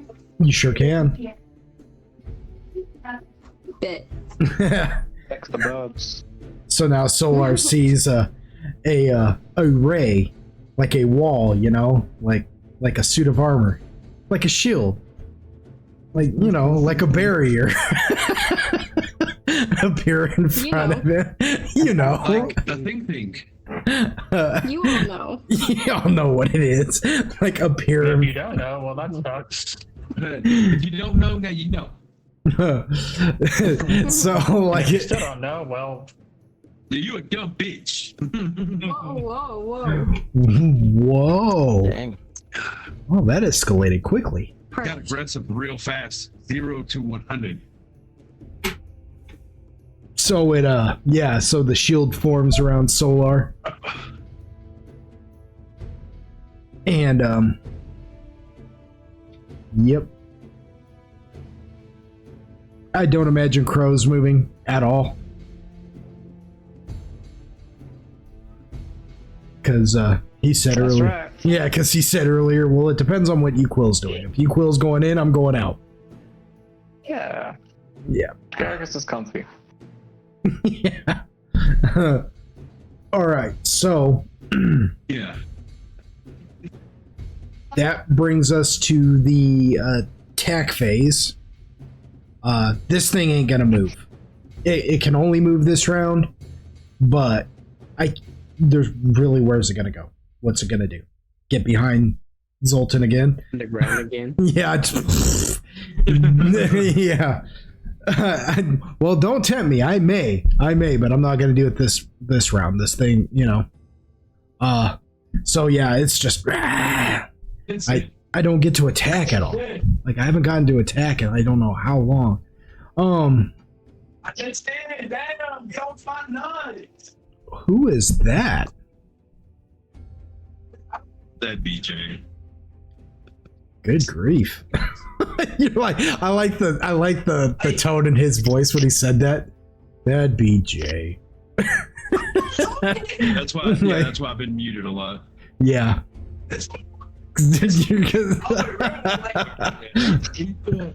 We're both in the dining room, right? So he's like literally 15 feet away from me. Right. So I'm like fixed on base.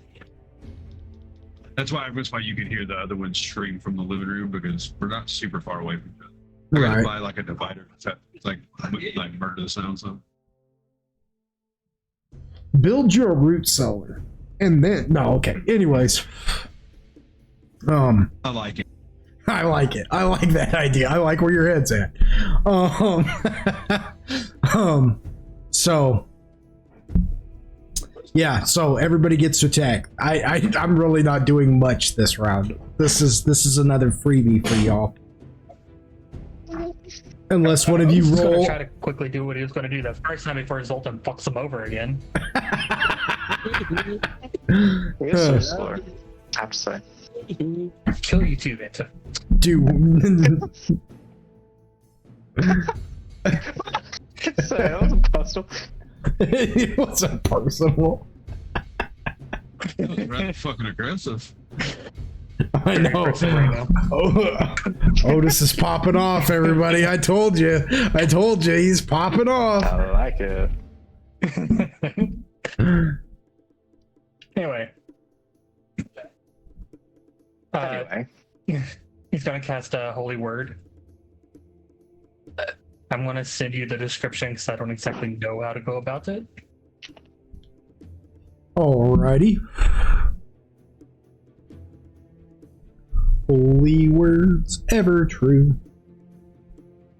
Changing me, changing you. Holy words. Holy words. Oh, okay. You sent me the okay. You sent me the actual description. I thought you sent me a link. I was like, "What's all this?" And Yes, then I read I it. did. Yeah. Okay. Let's see. No, I sent you the actual description. I mean, if you want links, I'll start sending you links. I can't guarantee they'll all be safe. But well,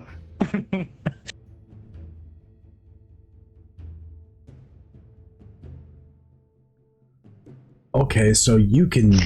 Wow. So you can do the last effect.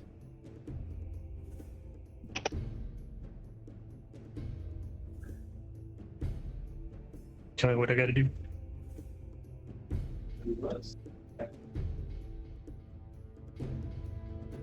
I don't think you have to do anything. I think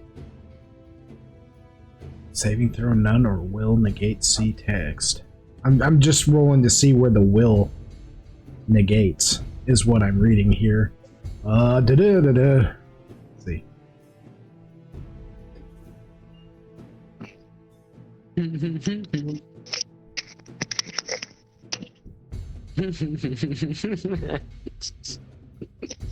What are you giggling at?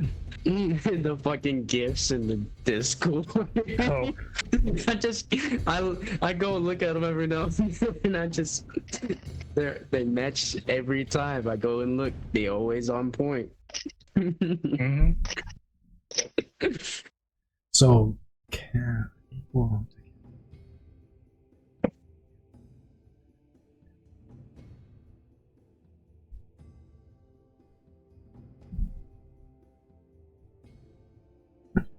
Okay, so furthermore, if you're on your home plane,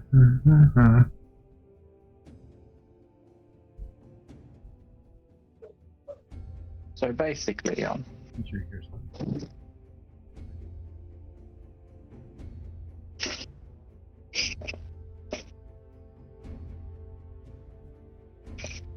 oh, That creatures spell whose doesn't suck, right? HD. Okay, that's where it's okay. I'm gonna have to open up another book real quick here and look at something. Actually, I'm gonna go this route with it because I don't.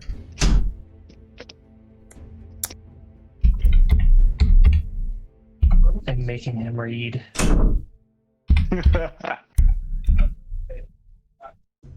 A great success.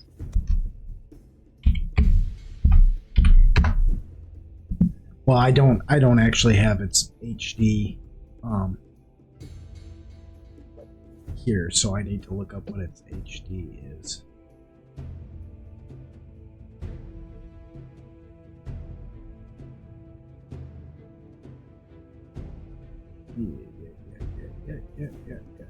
Yeah. Well, I would like to use that if I could freaking get to attack just once. Anyways.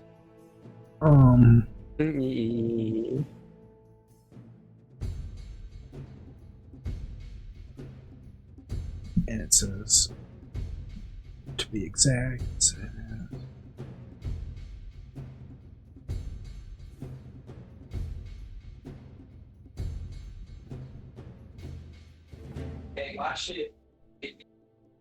so it can't be banished. Well, it could be. Are you trying to banish it, or are you trying to hurt it? Let's find that out first. I mean, you done said that it can't be banished, so I guess Well, I'm trying to severely hurt it. It could be banished. It could be. That's what I mean by it can't. I shouldn't say that. What I mean is that's the only thing it gets to throw a save against. You see what I'm saying? Nah, I'm wanting to hurt it. Okay, so you trying to kill it, paralyze it, blind it, or Oh, yeah. deafen it? Kill it. Just kill it. You want to try and kill it? Mhm. Okay, so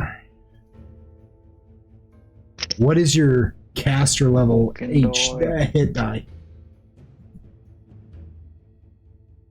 Right, what now? Your caster level hit die? Like, what is your Is that not just all like your caster level? what is all your levels combined hit die, basically?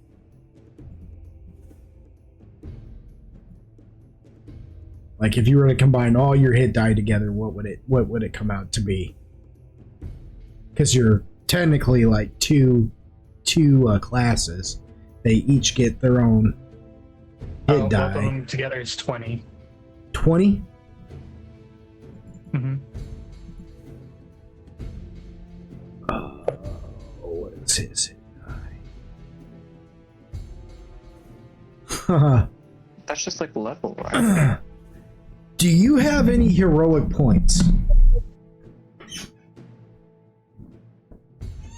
Let me I'm see. gonna throw this out there for you right now because you might pull something off really freaking nasty right now if you pull this off. If you have any hit die, I will allow you to use them. I'm not going to tell you how many, but I will let you use it towards this spell to boost your hit die. Supposed to use 40. Fucking escapade. What am I looking for again? The heroic points. Your What heroic. was I looking for? I do. I do have some. Okay, so I'm not going to have you roll them. What I'm going to do in this instance is one die, right? Counts as 1 point. Mhm. You're at 28 hit die, right? In order for this spell to work, your hit die has to be stronger than its hit die. It has stronger hit die than you do, but I'm not going to tell you by how much. I'm just going to say by the margin is not that far off. So each hit die count as one. So I'm going to let you burn a hit die to increase your hit die by however much you want to. Do you see what I'm saying? So you can use like 1 hit die to make your hit die 21, 2 hit die to make your hit die 22, and so on and so forth. But I'm not going to tell you how many. I'm just going to tell you that you're not too far off. And I'll give you a hint. It's from 1 to 10. It can be somewhere within that 10. range.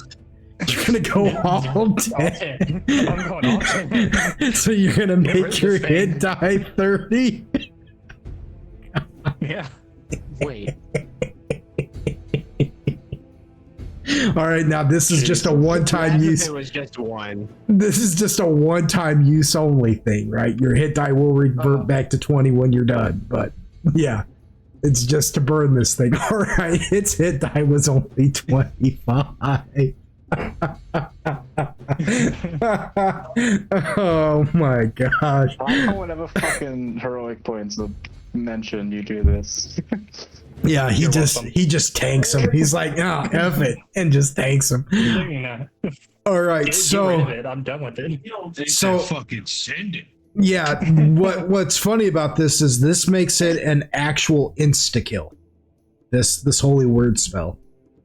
This is an insta kill spell. And that's why it's one of those things where your HD has to be better than the monsters, because if the monster has powerful HD, it just ignores it like pfft, I don't even hear that. Yeah, so Otis, how do you do it? Describe to me how this whole thing works it out with your holy word, all of that. Like you kill it, all of it. This is yours. Go for it. Don't worry about high. He said your shoes are lame. Hey, no, he don't wear shoes. Fair enough. Yeah, that makes So, sense. as Otis gets back up from laying on his back, he walks closer to the worm again while giving Zoltan the death glare. Kneels yet again and prays, and the prayer is like, Obad High, I ask for your aid. You've seen what we're up against, and we seem to be only chipping away at it. Unleash your fury against this abomination and send it to the 9 hells. And what I picture that being is Obad High appearing like much larger than the worm, basically grabbing it and just squashing it like a bug in his fist. Nice. So you guys watch as Otis prays, and then out of nowhere you just watch the Neolithid just constrict and crush for a minute. And then its body, like something just invisible, just splattered it. Just grabbed it within its mighty fist and crushed it as its bluish black blood just squirts from its body and sprays all over everybody. I mean, not spray like high pressured spraying. I mean like you guys are in the front row and somebody just smashed a watermelon all over you guys from the stage. Just and all this bluish black blood just in thick waves just splashes on you guys as its body goes limp and then falls to the ground just against the crystal walls just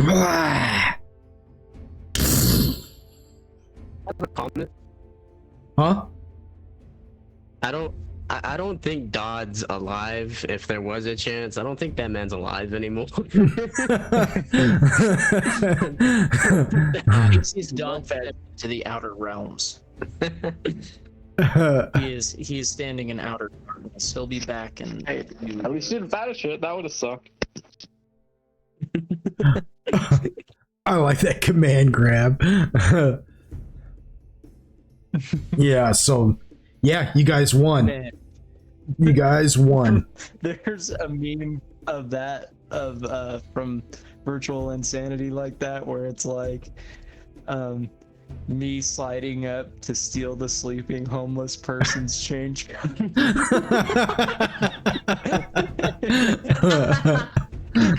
it kills me. It's like that's so wrong. Oh my god.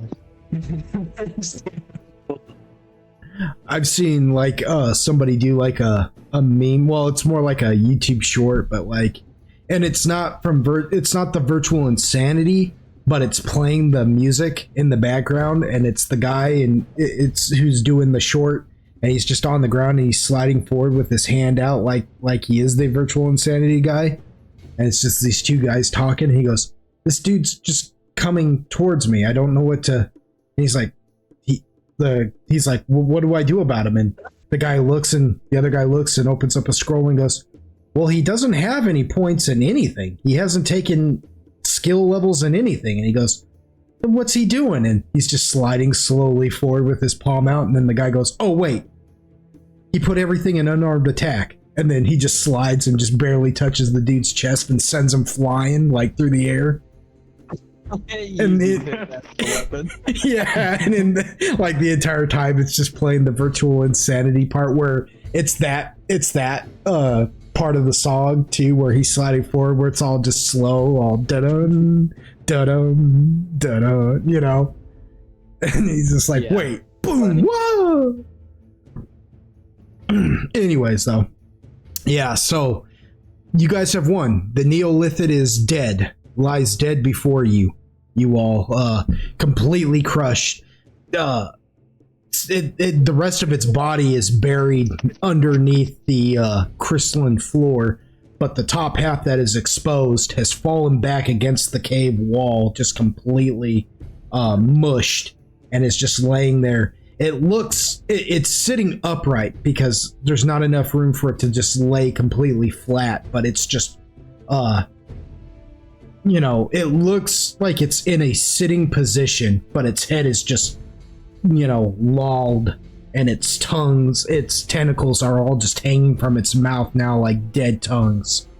It looks like an eldritch willow as you all stand there now overseeing this dead creature.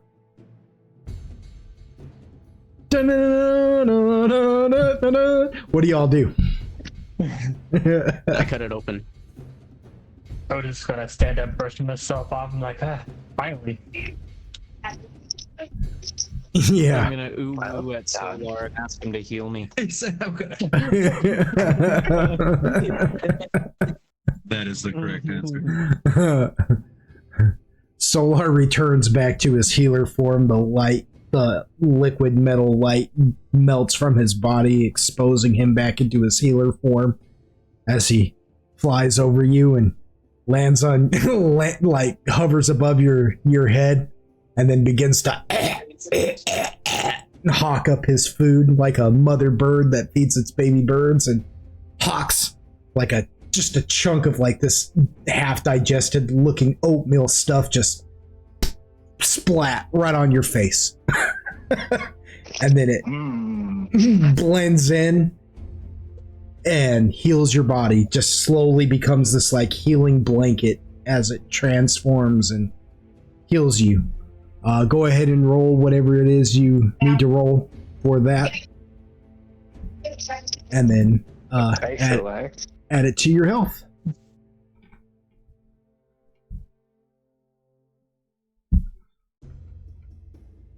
Yeah, you got the cucumbers lined up.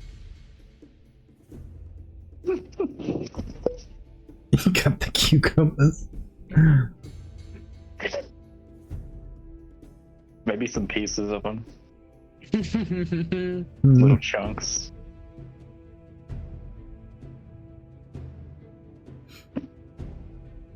Solar perches himself on your shoulder there, Android. He's like, so, what now? He's gonna be like, well, if you are uncomfy down here, you can be dismissed until further notice. That doesn't bother me. Otherwise, we're gonna cut this thing open. He, and, Solar, eyeballs Zoltan, who's still in his, muck elemental form. And then he eyeballs, Crow, who's just perched on Agaragus's head. And then he just looks at you and goes, I'll stick around for a little while. I'll make sure everything's alright. he just kind of smiles and nods. He says, very good then. And he's like, I believe Zoltan was about to get on cutting this thing open. He has very much a vested interest. I'm gonna start trying to get this crystal. My J's got robbed. So Zoltan, you are only able to cut this thing open up into a certain point, and then its body disappears up underground. What? Aw. Yeah, because part of it was in the ground when it came up out and attacked. Edges and gravity. Oh, Yeah. that's fucked. Yeah. But you cut him open up to a certain point, exposing like his insides and stuff, giving you guys a definite way in, I guess. If you want to look at it that way. Tasty. Otis is looking at its insides. What the fuck?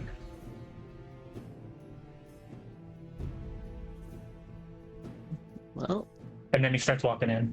yeah, down in the hole, I guess. All right. Who's all going in? Go down there. Can I fit as that form in the hole? No, you sure cannot.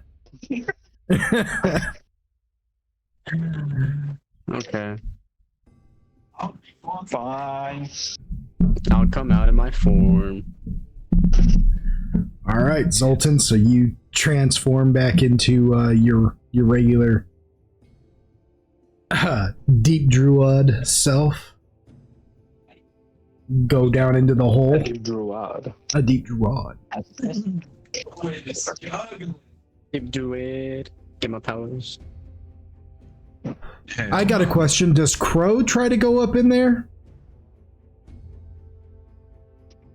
Oh, well, okay, wait. Is you? And a Gargus?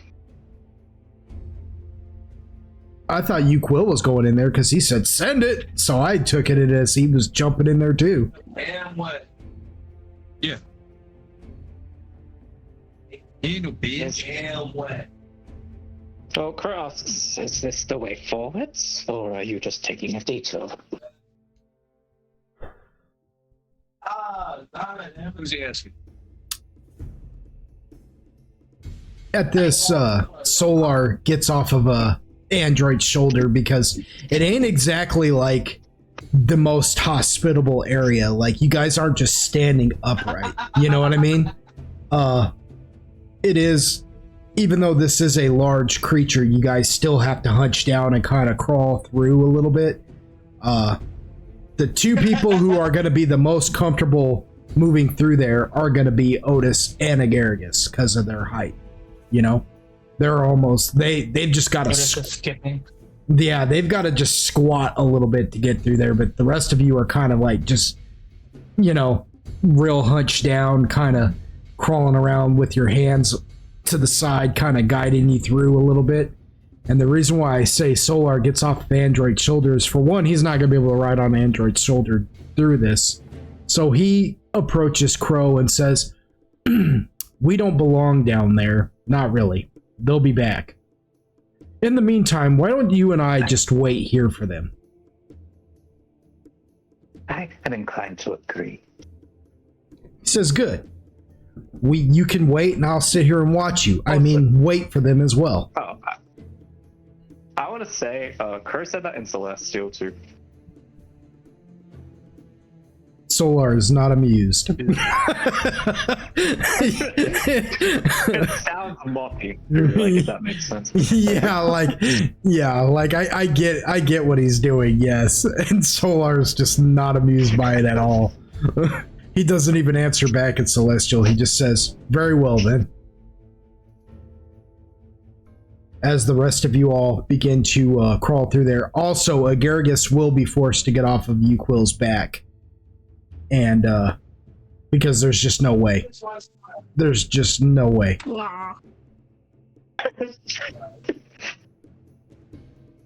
Such disappointment. Yeah. Now, but it's not. I will say this: it's not so cramped that you guys are just like nuts to butts in there either, though. You know what I mean? You all are able to move around each other pretty comfortably and still get there. And for the most part, it's, other than the fact that you're just walking through this thing's guts and it's just full of crap, it's not the, it's, you know, you're not, it probably takes you guys maybe like 30 minutes to traverse its entire body, or at least like to where you think its stomach might be. It's a pretty straightforward deal up until you get to the stomach, and then it becomes a much larger opening. This is the largest part of its body, and as you guys get in there, you realize it opens up quite comfortably where everybody can stand up upright and everything. It is the strangest of places, and it's becoming increasingly dark in here. Who's got what in terms of like being able to see in the dark? Who can do what? I know Agaragis can see perfectly in the dark, and so can Zoltan. But as far as Android, Uquil, and Otis, what is your guys' dark sight like? Is it dark vision, low light vision? I think I have low light. Yeah, mine's low light vision up to 60 feet.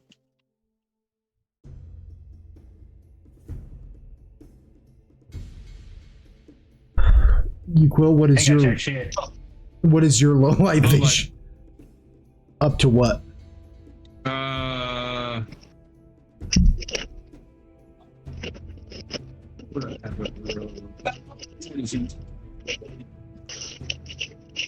20 feet. 20 feet? So 60 feet, 20 feet? Yeah. And Otis can't see at all at this point going up in there. If I recall, you said the crystals were producing their own light, so Otis is going to pull out one of the crystals he stuffed in his bag and use that as a torch. Ooh, Yes, the man. You do. smarter than the DM. Yeah, I mean, fair enough. All right, so that should help you be able, that'll give you low light vision like Android up to 60 feet. Android, your vision now has doubled, and Uquil, your vision has now doubled as a result of that. So Uquil goes from 20 to 40, Android, you go from 60 to whatever, and Otis, you are now 60 feet. Low light. And Agaragis and Zoltan, you guys can just see perfectly in the dark. So, you guys make it into this, into its belly, and its stomach is this large cavernous area with like viscous and what looks like saliva and like it looks like pink vines maybe, but you can't tell what it is. You know what I mean? And there's a when you guys come in there, it's not. So you're coming through this passage of basically its esophagus, and when you come into its stomach, it's not just a straightforward shot. There's actually a ledge taking you down into the stomach chamber in of itself. So you guys are about, I don't know, like 10, 15 feet up in the air of the passage that you're coming out into this cavernous area, and down in there is a pool of some sort. Why are you gay? There's a pool of some sort down in there. You don't know if it's water or what, but there's definitely a pool there in the center of its stomach, with like a what looks like a little island of land, for a better description. Just sitting there. There's like one dry spot in the center of this water, and this water is probably, the radius is probably about like 40 feet around to center of that one little dry area in the center there. And there looks like there's a mound, some kind of covered mound there sitting on this. Basically, it's flesh. The dry spot in the middle of this pool is this thing's flesh that is just poking up out of this pool like an island. And on top of that island, which the island itself is probably about like, I don't know, 20 feet all the way around in radius. And on that mound, or on that island of flesh, there is just a mound of something that looks like it's covered up in something.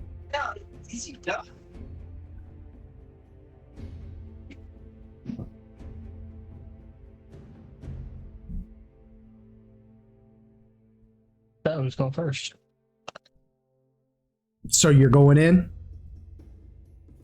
You said, no, I said who's going first. I was like, all right. I'll go first. No. I'm not going in. Someone's going in. I guess. I'll go in. Well, yeah. Me and Zoltan. Okay, we ball.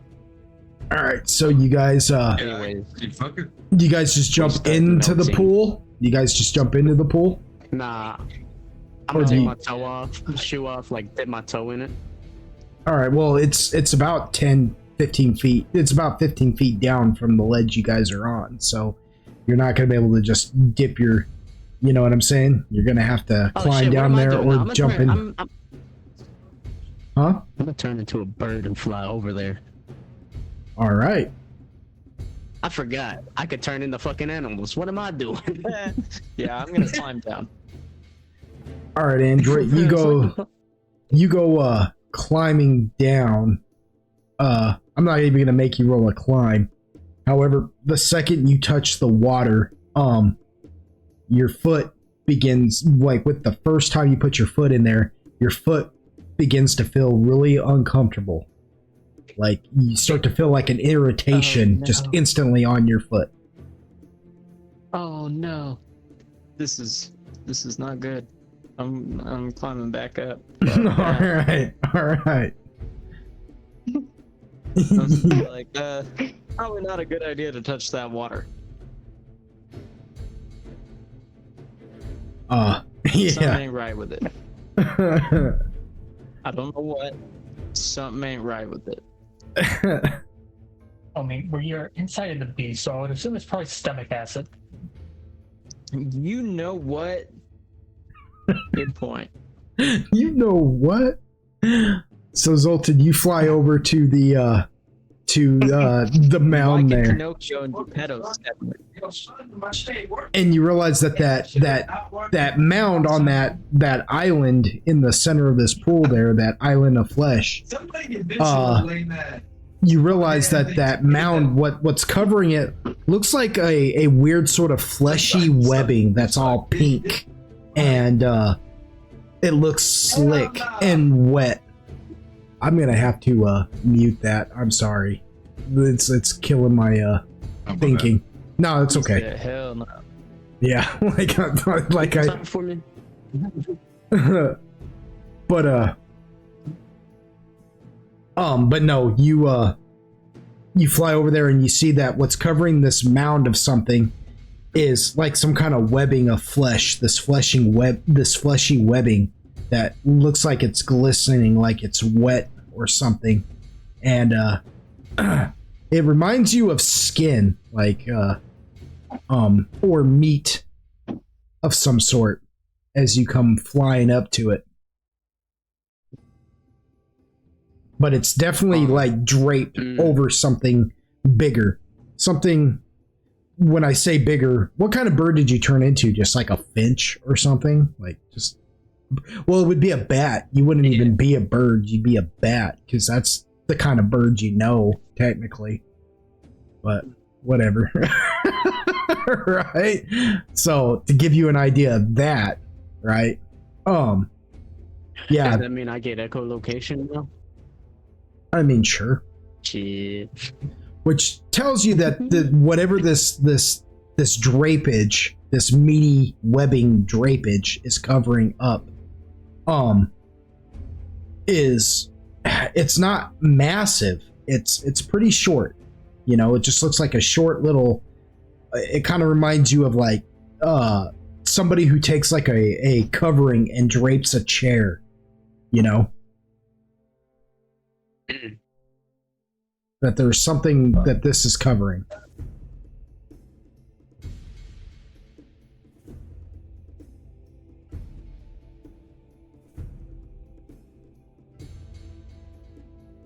I see. Can I search for Dodd? Or another... Can I search for my hourglass? Yeah, you can roll a search. More likely. I'll let you try and roll a search as like a sense of echo relocation to see if like you can't, you know, because technically that's what bats do. They use echo relocation to understand the shape of the things that they're looking at because they can't really see too well. While he is doing that, Otis is going to cast Airwalk upon himself and walk down to the island where he is. Nice. So Otis, you come up to this thing, and as you get closer with it with your crystal and stuff, you realize that this meaty webbing is covering something in the shape that's about as tall as you are.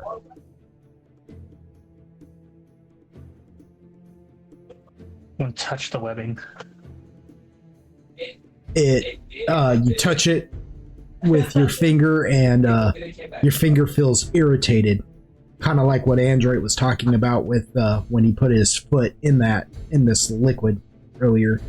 Your finger feels that same sort of irritation. Right. The wetness on it is from whatever this stomach acid basically is, you know. Zoltan. He's gonna pull out his sword. Oh, I was gonna say, Zoltan, when you do the echo relocation, you realize that the the shape of the thing underneath the draping mimics that of sort of the same shape that Agaragis has.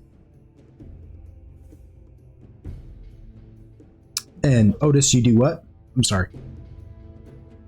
He's gonna pull out one of his swords and start cutting the webbing carefully. So you chop a mental image. Did Otis one still wear the heavy armor, and two, is it still the Chinese style butterfly swords? Butterfly swords, yes. Hell yeah. Yeah. Otis, you get the webbing off of it to reveal a petrified mushroom. It looks just like a regular mushroom, only it's about as tall as you are, about as wide as you are, but it is completely petrified. And you can see that it's rooted. It's rooted into the flesh island that you're standing on. Otis is going to pull out his vial of petrification potion and see if he can, well, unpetrify it.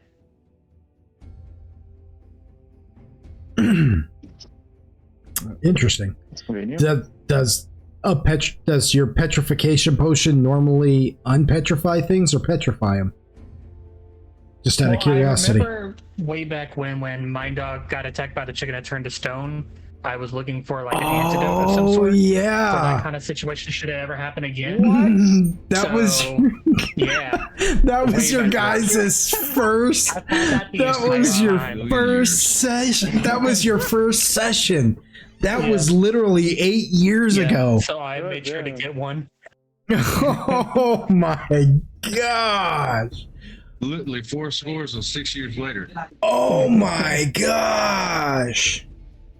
Like 8 years in the making. You've had that potion just ready to go. It was mainly from Mind Dog should it ever happen again, because in my head at the time I was like, he's gonna get turned to stone again, I might as well get it. Wow. Yeah. Look on the bright side, you didn't. I mean, I kind of remember, like, man, because it was kind of just in passing. I think he said something about, I take an extra one, blah, blah, blah, or something like that. And I said, yeah, okay. And then I completely forgot about it because we've never used it again. Oh. Yeah, I don't know why I just named it as a biopetrification potion, but I'm pretty sure it was the antidote. It is the antidote. It is the antidote for, being turned to stone or petrification, Yeah, it's not a poison, it's a potion. You literally went like through a mini game of surviving a bar brawl of hill giants in a fighting each other to get that. I remember that. Like you snuck into a hill giant bar and then they got into a bar fight and you had to do a whole bunch of rolls because you were just trying to get out of there. Oh my gosh. Okay, well, yeah. These are long-term decisions coming into play. Wow. 8 years. 8 years you've had that thing. So you pull that out remembering all of that and you put it on that on the mushroom and you watch as the mushroom begins to slowly unpetrify itself and it begins to unpetrify itself and you watch as it slowly works its way down to the roots of the fleshy island that it's rooted to and then just kind of stops there. What you can see of it goes from being like this dark gray looking mushroom to coming back to life and slowly sprouting other mushroom pieces on it until eventually it begins to crack and split and other mushrooms begin to sprout out of its head and it slowly begins to its head, the mushroom cap of it begins to split and become this bouquet of different kinds of mushrooms and its body begins to become more humanoid and form light grassy fixtures upon it as it slowly grows one arm, then another arm, then one leg, then another leg, and eventually comes back to life and just kind of hunches down for a minute and shakes its body as if it's like shaking a winter cold off of itself. And he's just... And then he stands up and looks at you, Otis, for a minute and takes a step back and looks a little surprised and goes, Who are you? I'm Otis. You were kind of looked a little petrified there, so I figured, I had this potion on me and figured I'd use it, get you out of that state. You're welcome. He says, yes, well, okay, yeah. Thank you. Yeah, it kind of, it just kind of backfired on me a little bit. I, rooted myself to this creature in order to survive being stuck in its gullet, and then it died. Yeah, that was my fault if I caused that. Sorry. He goes, oh, Otis. Otis, did you say? Yes. Says, oh, well, what brings you here, Otis? Did you get eaten too? He's gonna kind of... No, I walked inside the thing willingly. It's dead. Oh, right. He says, yeah, right. That makes sense. Yes. I just thought maybe, maybe you got eaten before it died as well, or something. I suppose that makes sense. Yeah. You said you killed it. That makes sense. He goes, I'm sorry. He's gonna kind of like nod toward Zoltan. He's like, he's here for his hourglass thing. He looks at the bat form and he goes, oh, you. How about we get off this island before we continue our lovely conversation? He says, very, very well, very well. He looks around and he looks around and he goes, do you all know a Uquil and an Agaricus? Yes. They are in fact waiting for us up atop the cliff. He looks past your shoulder and you can't really tell, but his body language makes it look like he's squinting, and he goes, oh yeah. And he kind of waves and you're in the rest of your all's direction. He's like, being dead really affects my Well, do you have a way to get up there, or do we need to get you up there? Yeah. He looks around and he goes, yeah. Otis is going to summon Cassius.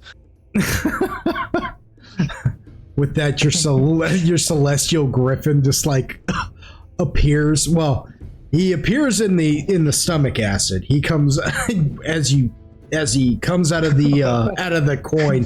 He's instantly in the stomach acid, and he's just instantly like squawks.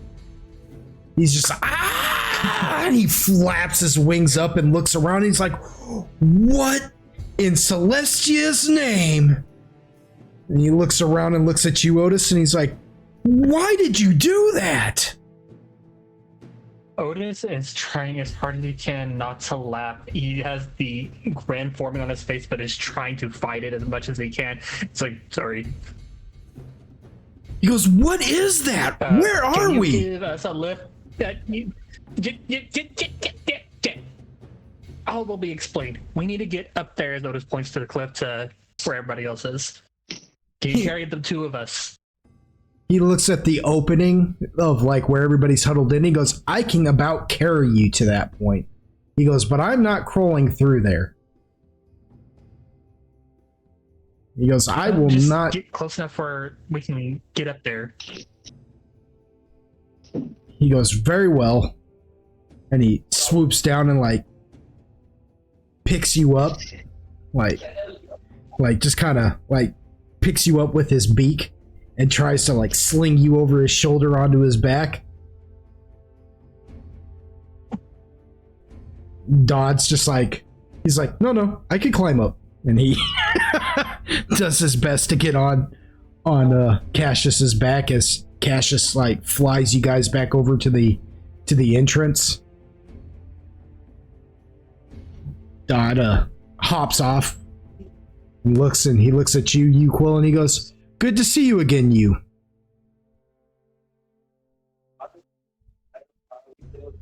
¿Cómo está?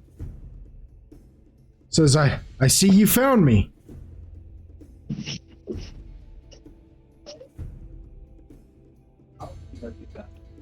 I mean, something like that. He looks over at you, Agaragis, and We dug you out of some shit, literally. yeah, literally. Says, the only way I was going to survive the stomach acid was by rooting to the thing's stomach in of itself and creating like a little boil there that kept me dry.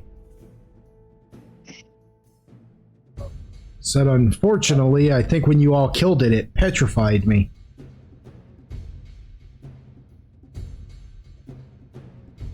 Looks over at you, Agaragis, and he's like, and I see you're still with them.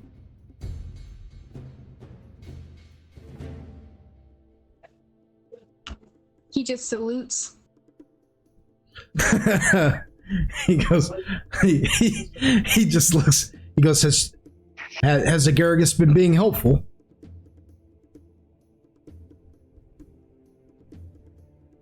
He just nods his head excessively. I'm kind of like, yeah. I mean, it's been helpful to me since we've regrouped. What do you think, you Quill? I mean, relatively. Still doesn't. I don't know that. I don't know. Has its moments. I guess it's, to me, it's more like how pissed off is Zoltan about the.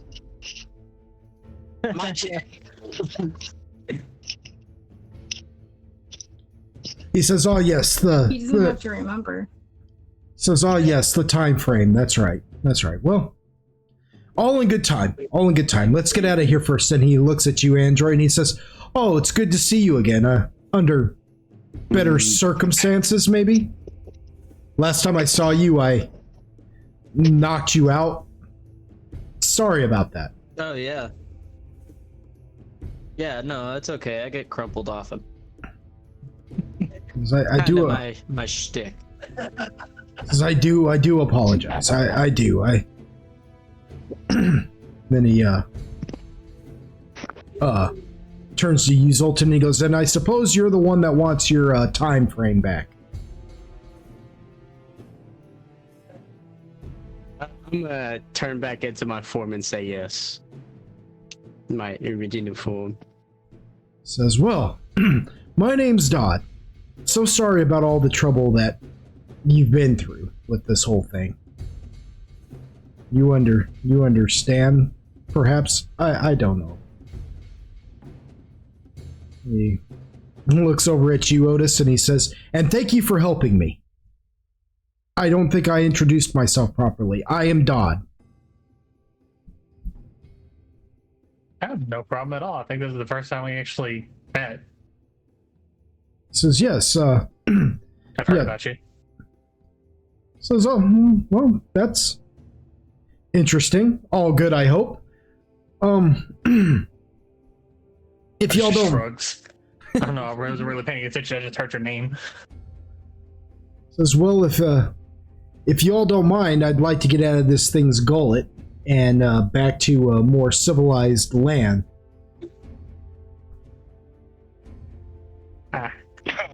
Otis is going to dismiss Cassius.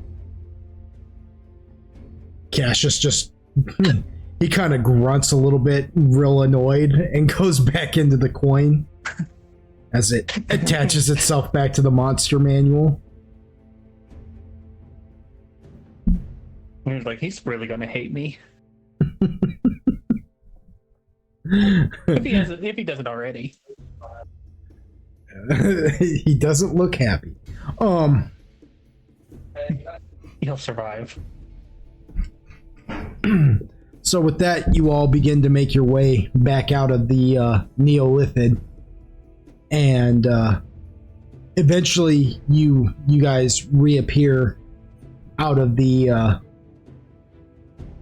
out of it. But before you all return, Solar and Crow are just sitting there, pretty quiet at first.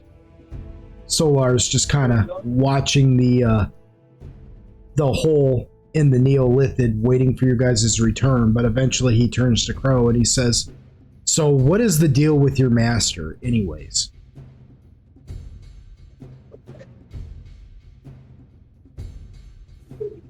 A very broad question. He says, is it? Is it really that broad? Or does he just not tell you anything? Indeed.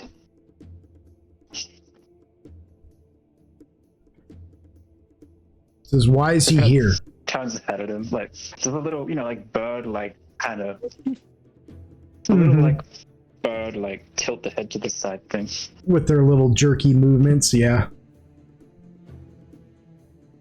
Yeah. Yeah. Kind of like stilling him. Says, Says, why is he here? Why did he? to- No, what? Go ahead. You mean to get under my feathers with that? Some kind of interrogation tactic. Do you think us so simple? He thinks for a minute and he goes, no. What does your master tell you? Huh. My master? He tells me everything.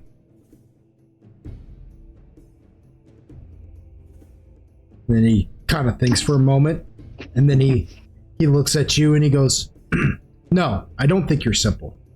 I don't think Mind Doc would surround himself with simplicity.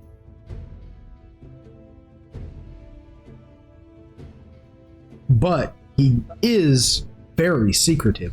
Agreeable.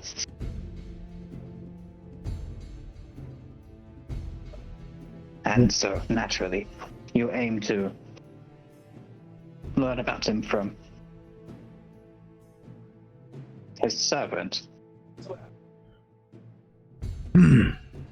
I suppose you're right.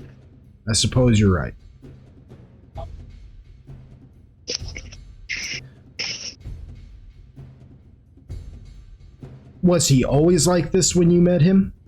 Perhaps you should try. No, it's the same with us. Perhaps you should try asking him some questions.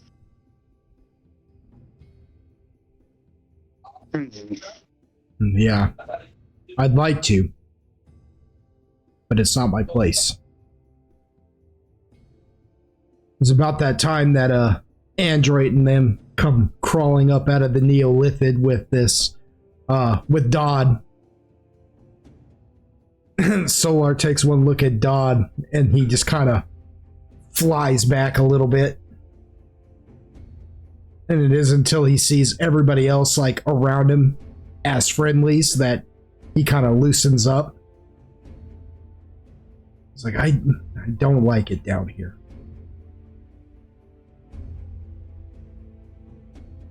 I must concur. Nonetheless, Crow's gonna flutter back to Agaricus. Kind of look at another one. And who might you be? He looks at you, Crow, and he says, oh, huh, a talking bird. Says, I am Dodd. Elite of the Pion Mender. Elder of my circle.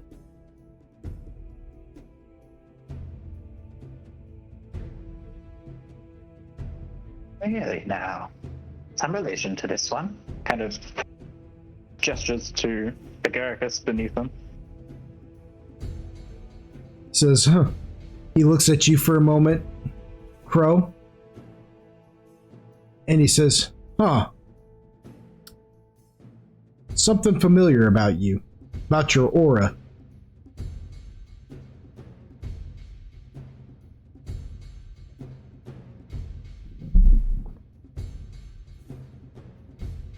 The head still.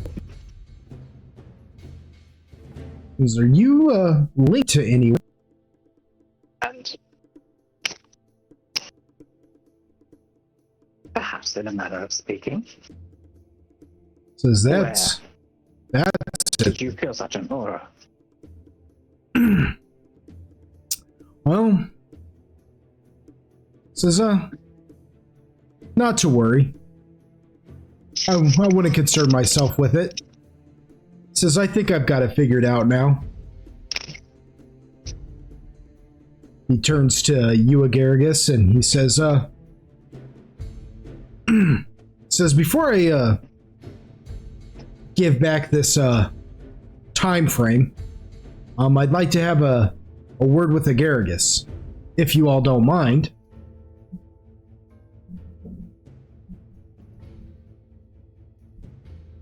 Otis just shrugs. I'm sitting there waiting impatiently. Her kind of looks around, like assessing everyone else.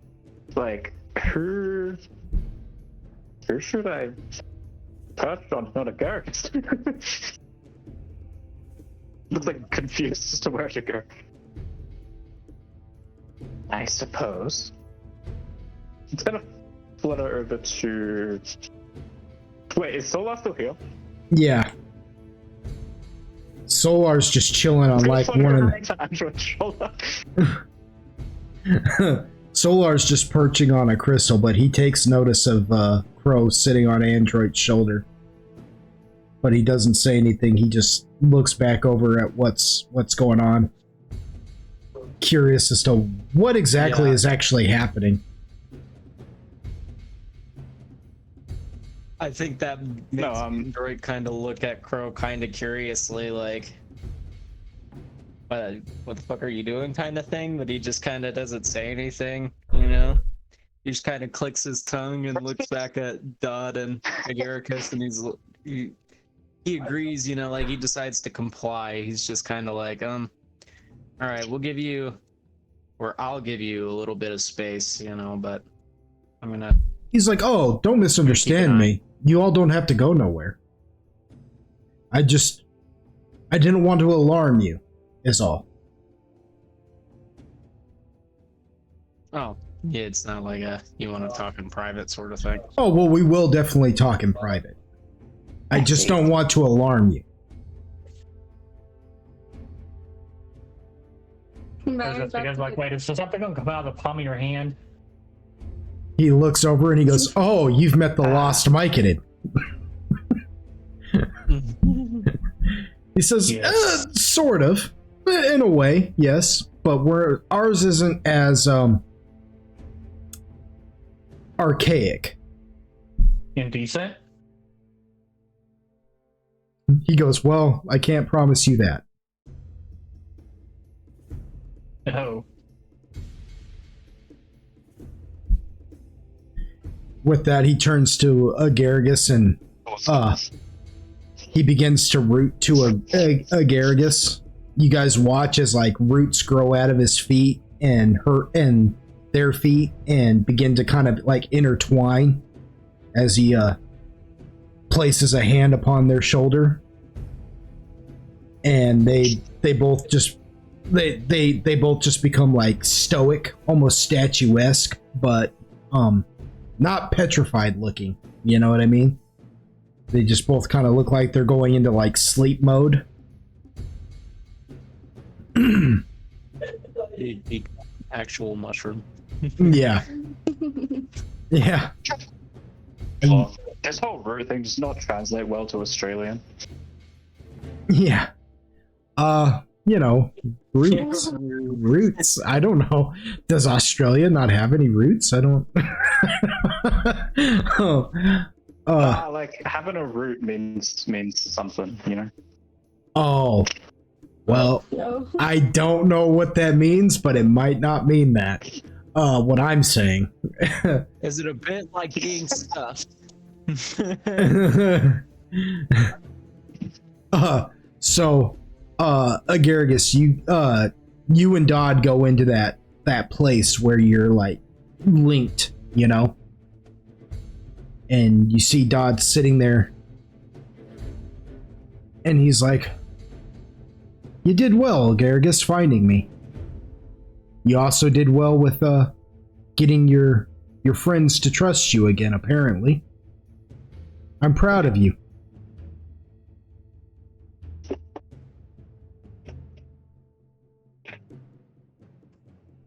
He says, thank you. I've been trying. Says, I know you have. Says, but unfortunately, you still have one more decision left. And with that, he pulls out the actual time frame. Not a time frame encased in a gem. No, the time frame has opened itself up to Dodd. And he holds it out and he says, you have one more decision, Agaricus. You must make this decision. You can give this to Zoltan yourself, or I'll command it before giving it to you to take it to Loth herself.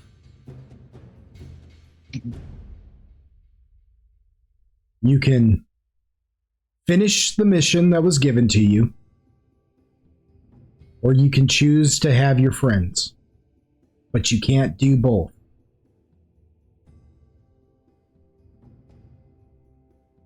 He goes, I didn't tell this to the others, but I didn't actually survive that back there.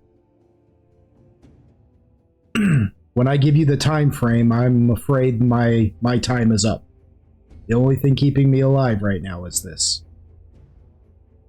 It's a funny thing when he looks at it and he says it trusts me. Says, and so it's trusting me to do the right thing by it. And it's trusting you to do the right thing with it. With that, you watch as a root grows out of his hand and he yanks it off, puts it next to the time frame and holds it out, and he says, and take that. You are now the new Pion Mender Elder. I choose you to take my place as the elite. We need one, and I can think of no one better than you.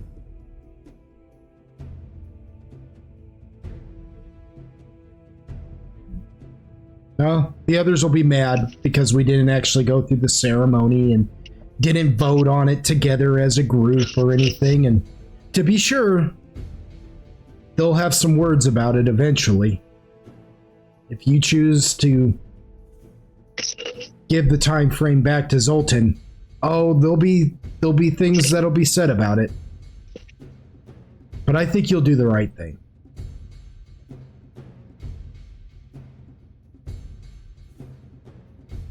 And then he holds it out to you, Agaricus. He just kind of like...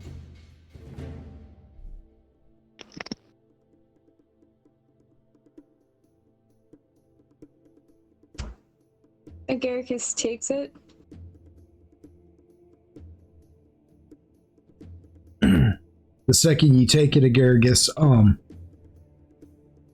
you feel the root take hold in your hand and begin to form inside your body.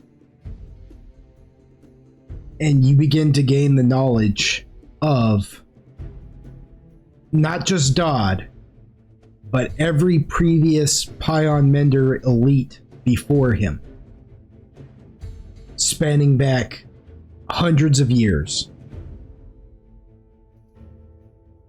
Everything that the Myconids are capable of, every little secret that the elites don't even tell your common Myconid, you begin to know.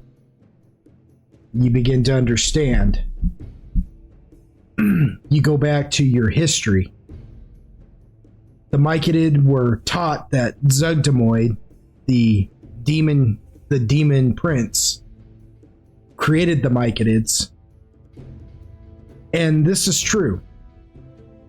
But what you're not taught is that the first Myconids were extremely demonic. And over time, they've become the kind of Myconid that you are now. And that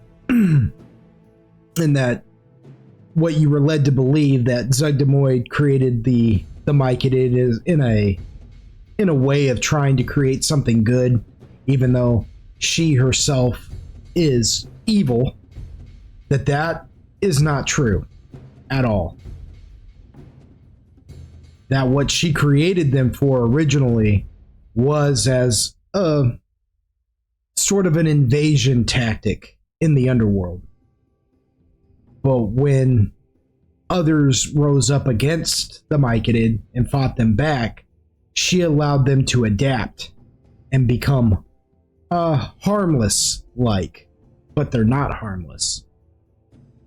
And the elite all remember this, because the Myconid were once all androgyny. It wasn't until she decided to start giving them reproductive capabilities that the other societies of the underworld decided to accept the Myconid, because they mirrored their societies more or less, but that the androgyny were actually part demon, and that you in fact are more demon than you are anything else. You are basically a mushroom demon in a sense. You're still a mushroom, you're still a Myconid, but Myconids are a type of demon. And that your first kind come from the abyss. And that Zugdemoy's been lying to the Myconid society for centuries about their purpose there in the underworld. That she more or less intends one day to revert you all back to your more demonic forms.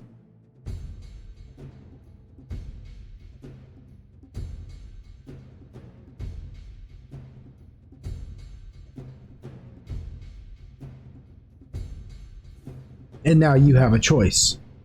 There are other things, but you can't quite make it out yet. It's odd. It's like you can hear 1,000 or so voices in your head, but you can't focus them all at once, and they're all trying to tell you something. But you can't quite make it out yet. It's almost like you're trying to learn from like 1,000 teachers. 1,000 voices are all trying to teach you something, and you know, it's just all a jumbled mess. It's just chaos in there right now. Eventually, you'll have to learn how to tone it down. And you realize that the reason why Dodd chose you is because the last time you were together, he left a piece of himself in you as a beacon. And that he's been with you this entire time. And now it's become whole. You are slowly transforming into one of the elite. And now you have a choice.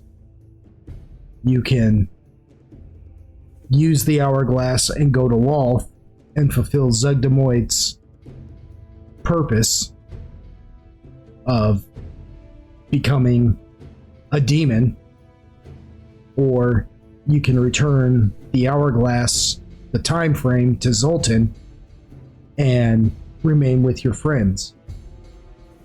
And you hear Dodd's voice one more time when he says, "But you can't have both."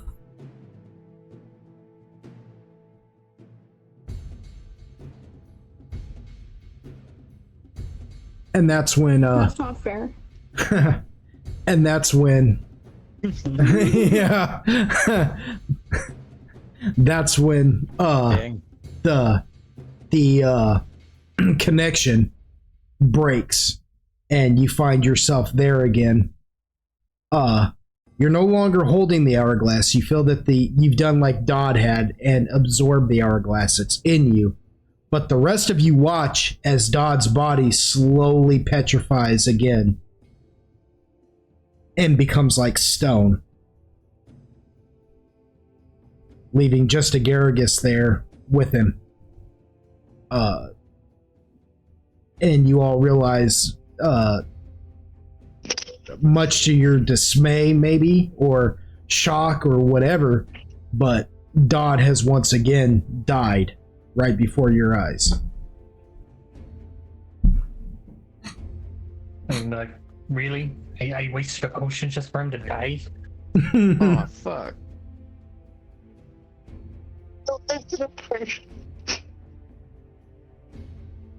Perfectly good potion on the waste. For real?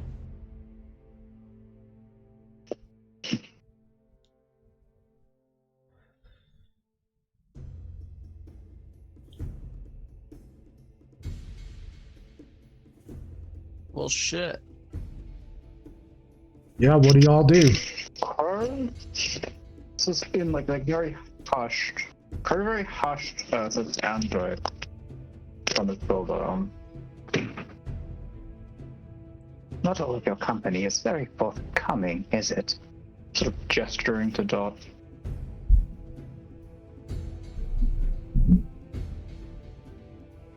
He's not gonna say anything. Android just doesn't say anything. He just kind of grunts and clears his throat, you know. Kind of uncomfortable. Why are you gay? So what do you all do?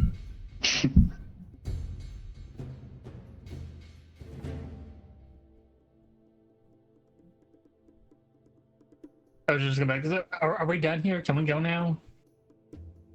Well, I'm curious about what Zoltan's just doing. buries his head in the dirt. I've been waiting for Zoltan to say something too. yeah. Zoltan's gonna just let Agaragis sit there and mourn for a minute before he. He's like, give me back my chain. Sounds Where I go over there and be like, hey, considerable. can I have my J's? I know your friend died and all, but can I have my J? Okay, never mind. Oh, I have faith for 1 second. Yeah. I don't know why. Not that big of a dick. Mm-hmm. Oh no, you gave them 5 seconds. Nah, I'm gonna let her have it. I'm gonna let Agaragis have a little bit of time before I go over there. Oh, okay, you don't actually say. Okay, got you. yeah. So what is Agaragis doing? Nah. Garrick's head is just in the dirt.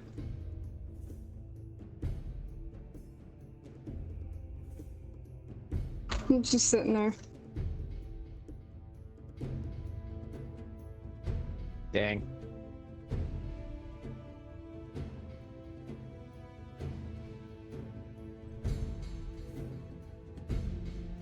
Agaragis has to make a decision.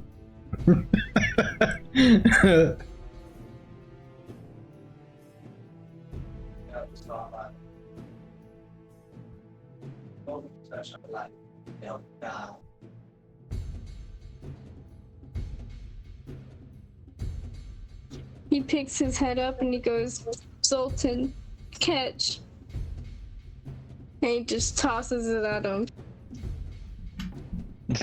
But can I roll for that? Yes, you can. Yes, you can.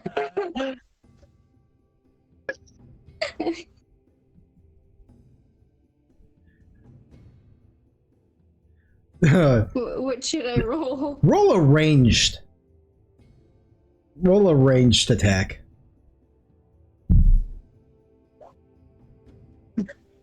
Oh, beautiful. Is that good? Zoltan, what is your AC? Hit Zoltan in between the eyes. My AC? Yeah, what is your AC? Oh, yeah.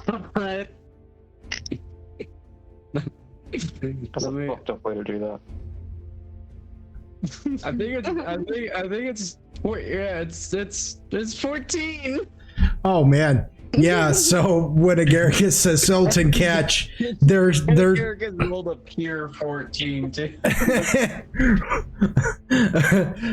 So Agaragis is so upset. They're just like, catch, and they lob the time frame at you. You watch as it comes out of their body, like down their arm, out of their arm, into their palm, like out of their actual flesh, into their palm, as they just kind of toss it at you. And it comes at you so surprisingly that it, boom, bops you right between the eyes, Zoltan, just and bounces off your head and boom, hits the ground.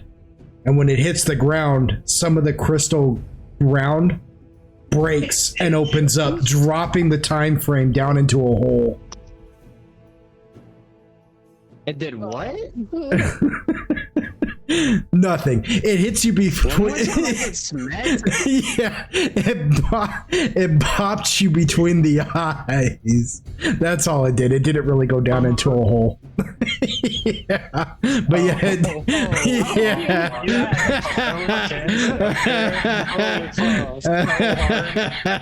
everybody was about to rage quit. Like, getting out of the fucking underworld. I'm tired of my home place. Everybody was about to rage quit. I knew it too. That's why I did it. I was like, nice. But it did bounce right off your forehead though, just boom, and like knocks you on your butt for a minute. I'm gonna get up and pick up the hourglass, and I guess I'm gonna go over there and hug Agaragis. Aw. Agaragis' head is just back in the dirt. And just to paint the picture of everybody, what you're looking at right now, you guys watch as Zoltan picks up the hourglass, and the hourglass in his hand actually begins to shake for a minute, and then just like it zips from his hand right to his chest and embeds itself in there again. And Zoltan, like, for whatever reason, he doesn't lose a step in what he's doing. He's just walking over to Agaragis. As Agaragis' head is in the dirt, Zoltan leans over him and begins to just hug him and comfort him. And for everybody watching this scenario happen, there's Agaragis huddled there with its head in the dirt, with Zoltan draped over him, hugging them, beneath the petrified statue of Dodd, with Dodd's hand still out as if it's on Agaragis' shoulder, but his head is down. The bouquet that acts as his head is tilted down, and it looks almost as if he's watching the scene take place before him of Zoltan down there comforting Agaragis. Will's not watching. He's picking Dot up and taking it to Android's bag of holding.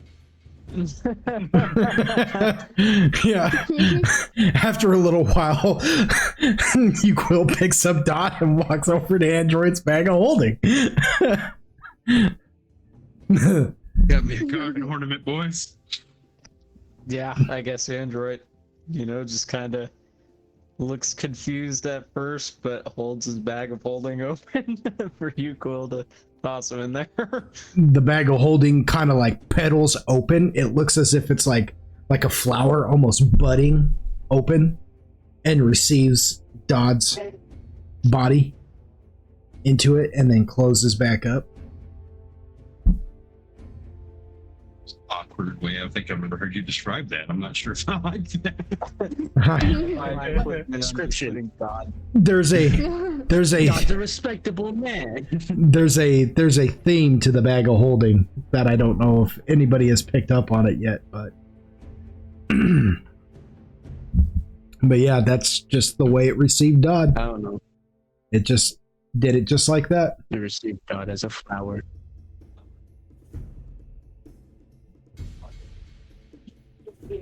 I was just gonna speak. I was like, I don't mean to be rude, but can we please get out of here? I'm gonna look and be like, but money. What? What money? Yeah, money, mine. No, Kurt says I'd like to as well. Yeah. And actually, he's gonna float it back onto Agaricus. Yeah. As you're about to float back onto Agaricus, like Crow doesn't even have a chance to do that. He just feels something just kind of boop him off of Android's shoulder as Solar plants himself on Android's shoulder and goes, I agree with Crow. We need to go back. We need to get out of here. I don't like it either. I just don't kind of like look at Solar like it wasn't his idea, I'm sure. He just looks at you. He looks at you, Otis, and he goes, "Oh yeah, right." He doesn't say that loud enough for Solar to hear. He just like mumbles it to himself. Oh, okay. Yeah, I was gonna say, yeah. Solar's just like, "Oh yeah, sure." Carol, listen, please. Go for it. Yeah, go for it. Yeah. And while he's mumbling that, he's also mumbling stuff like, and no one's gonna talk about the fact that I just killed the worm on my own. It's like, you're fucking welcome, people. God damn. Please. It's the max XP pool. I'm gonna say that Crow. You're like, please. No, I'm gonna say there was too much happening for Crow to catch that. With Solar booping him forward, and then all that. But yeah, Solar's like, yeah, we need to get out of here. He's like, contact that Lord Varan and let him know, Android, that we need to go, that we're done here. Yeah, and Android goes to reach into his pocket for the mirror, and he's like, wait. I think MindDoc has that. We better go back and get MindDoc. But we have secured the path, so it's time to go back anyway. Solar just kind of going back through the vein. Yeah, I gave it to MindDoc, right? Yeah. Solar just kind of grunts. He's like, looks at what? Okay. That one okay speaks volumes. It's like, okay.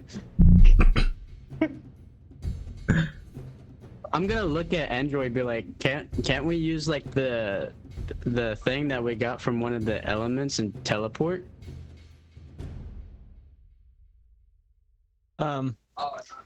We could. Is it safe? That's kind of my concern. Is I have very little field testing, and may I see it? Level. Okay, yeah, sure. When in hands, Otis, the what is it? The bottle of one, the weird winds, the eye of the storm. Mm-hmm. And he kind of hands it to him, and he's like, I know there's a component of like visualization. You gotta know where you're going, and otherwise it'll just put you in an approximation. That's kind of my concern, is that if I can't visualize us all there very properly, I don't want one of us inside of a wall. So that is a very good point. I'm just exercising caution with things such as this. Also, I'm weary to just whip it out all willy-nilly. I know we're down here in the underground, so that's part of my lack of caution, I guess, but let's not stir up anything that we don't want to stir up. I don't want to fight anything else. No.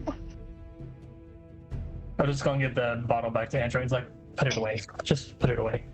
Yeah, that eye of the storm too, like when you're inspecting it, you're looking at it, it is a bottle, and inside of it, Otis, it looks like a full-fledged like storm is inside of there.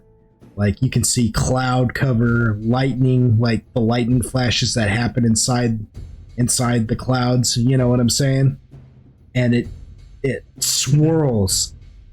There's just swirls in there as if there's just like a whirlwind or something in there. When you look at the top of it, you see the swirl, and you can see like basically the eye of the storm forming in there as you hold it.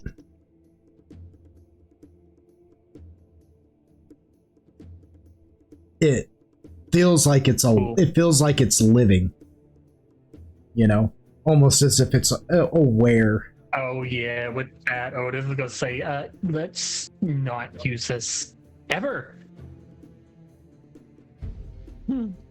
Aw.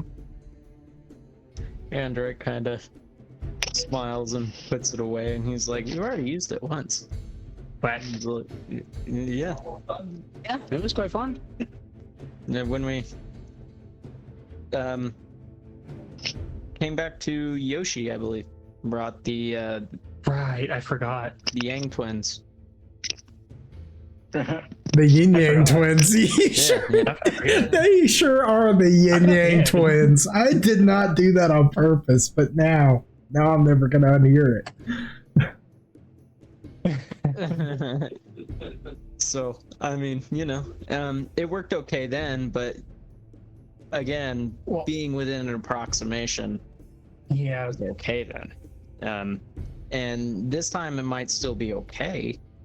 It just feels, I don't know, risky. Feels like risky business. And we're not that far in, are we? nah, there's no need to use it. Long for us to walk back, I don't think. Solar says, Your dragons are still fucking muted.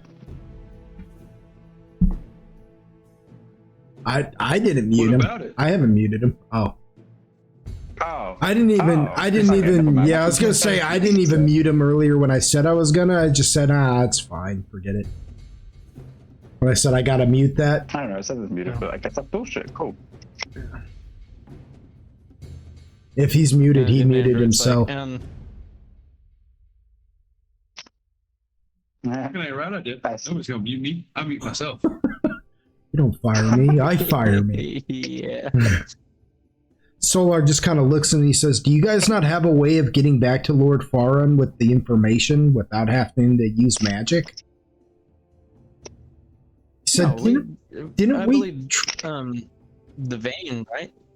Like the vein will take us back to him. I thought Cassifane. That's what his name was, right? Cassifane. Mm-hmm.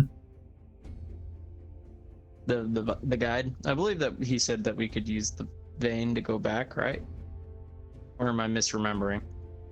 Or was that just use the vein to meet with him that first time? Are you asking me? The DM, or are you asking the group? I guess I'm asking the group. Yeah, I was gonna say, because I, as the DM, I was like, you're talking to the wrong person when it comes to remember stuff. Like, I'm sorry, I didn't even remember we used the freaking Eye of the Storm, Big facts. and it was recent. Yeah. Okay, let's go back. Let's facts. start with going back to Mindock and getting the mirror and speaking with Balrun, because it'll be okay. I promise. Biggest Just facts. start there. He gave us a way to get back. I just am. It's been a long day. Solar looks and goes, so I got where shot. is Mindock then? He mentioned something about an invisible mansion of some sort. Over yonder. Pampered. Yeah, he's back down the tunnels. In worst We case, returned to the lake. I can tag away. back to him, I'm sure, but Do what? I need to hear all that again, because I have no idea why What did Crow say? the hub. Yeah, what did Crow say? The hub. I don't know why the hub just suddenly started playing in my. All Crow said is that if they return to the lake, then they can lead the way. Let's go. So you all, so you all make that plan, and you all begin to make your way back the way you came from. You make your way out of the crystal caves, back onto the wall, back onto the crystal wall, taking the pathway that the lost Myconid took you down, back up to the top, back up the rope ladder that takes you through the hole up onto the higher levels above it. And eventually you guys come walking up to 2 veins.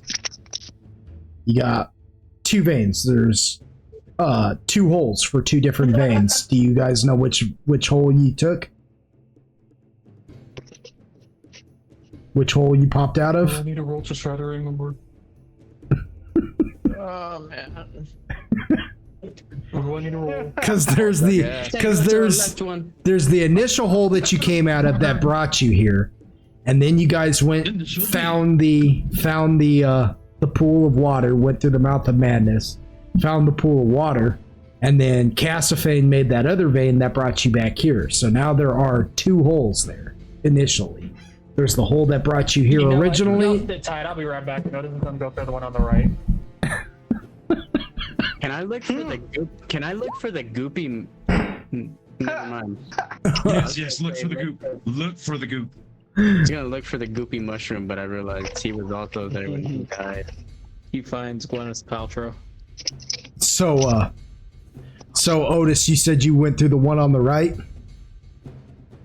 Yeah, he's like, everybody just sit tight. I'll check this one. So you get sucked into the hole, and you ride through the vein in the wall, just whooshing through, and then you get when you get popped off on the other side, you find yourself in this what looks like a Gothic mansion. It's real elegant though, like it's. Yeah, he doesn't take time to look around. He realizes it's not where the water was. Turns around, goes back through the vein again. Yeah. Just the time. He's focused on one thing, looking for the right area, not sightseeing. So you get sucked right. You get sucked right back out, and it's so jarring to get popped out. Give yourself about 10 seconds to realize you took the wrong hole and jump back in, get sucked back in.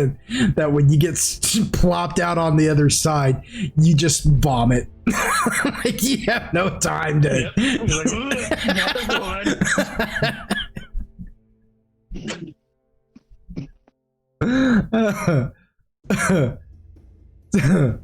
So that lets you. Anyway, to the left.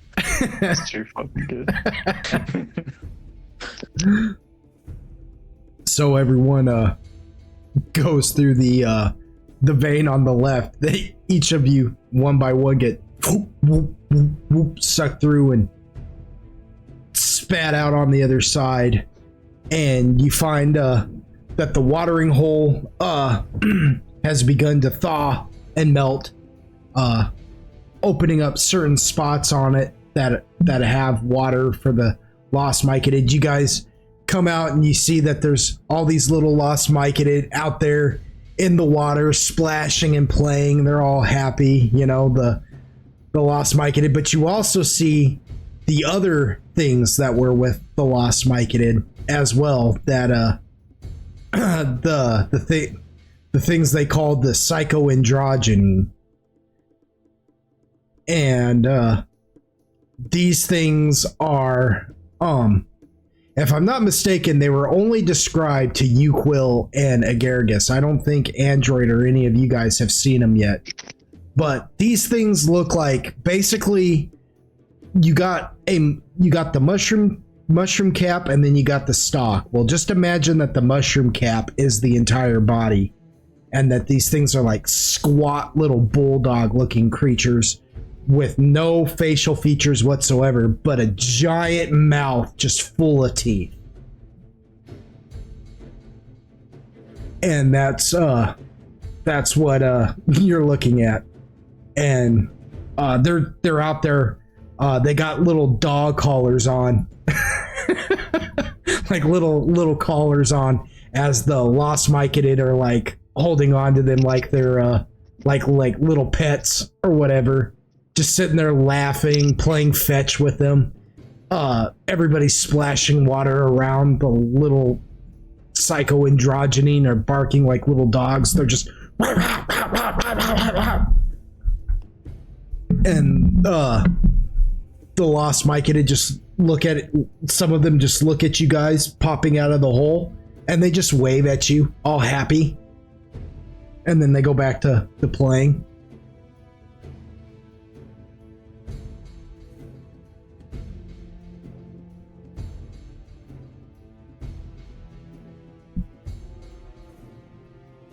So what do y'all Does do? anyone remember where the door is? This way. And Claire kind of flies off of Agaricus towards this little,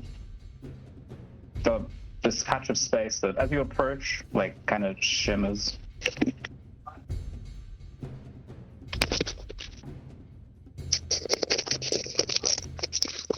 Solar just kind of leans into your ear, android, and whispers, "We should be ready to kill something, because I don't really know where we're going."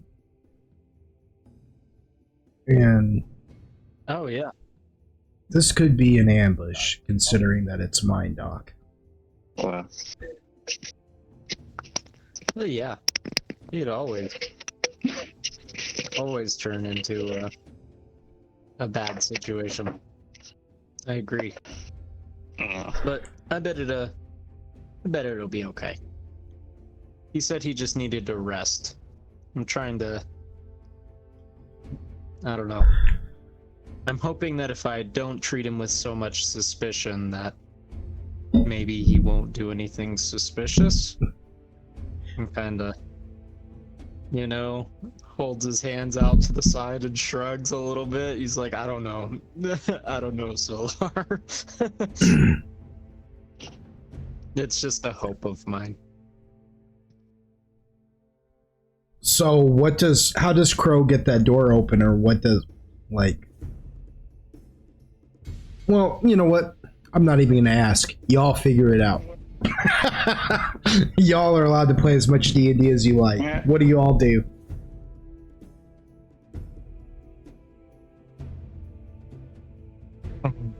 Otis is following Crow to the door. Wait. I'm not mistaken.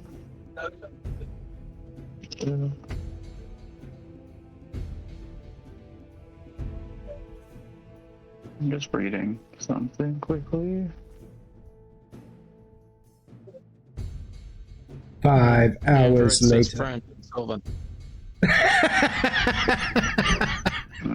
What's the word for friend in Dwarven? Belloc. I'm gonna say it was left open, because otherwise they wouldn't really have a good, well, anyone other than Crow wouldn't have a good way to really. No, it was So, no, he closed it, remember? Mind Dock closed it wait. because No, hang on, he closed it. Yeah, no, he did. yeah, he had to Just wanna close say- it. Alright, Crew's gonna send a little telepathic signal. Mm-hmm. To Mind Docky? Mind Docky. Why would I say that? Whoa. Yeah. Why would you? I have no idea. Yeah, I didn't like it either. I am so sorry. I apologize. Yeah, that's what happens when you have a daughter. You try to make everything sound cute too much. So sorry. I am so sorry. Anyways, continue. Let's just pretend like Mind Dock, everyone. let's just pretend like it never happened. All right.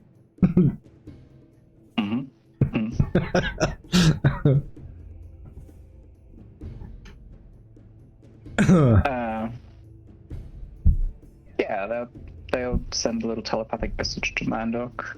I mean, it's been like a while, right? If the fucking ice is melted. Well, it's not completely melted. It's just starting to thaw. Like, how long does Mind Dock need again? Well, it's like a full 24 hours, I think. Oh. 20 hours.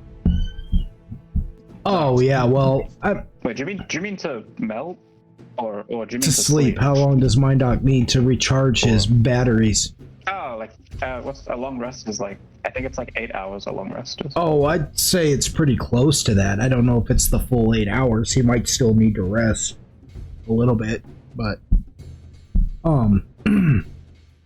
I'd say it's. I think long rests can be like interrupted by like trivial kind of things, just nothing like traumatic or like dangerous. No, yeah. Like, I'm not going to hold it against him in this instance if he gets up to answer his door and then says, all right, this is my mansion. Welcome. Going back to bed. And then goes, you know what I'm saying? Like, I'm not that kind of a ball buster when it comes to the rules. You know what I mean? Yeah.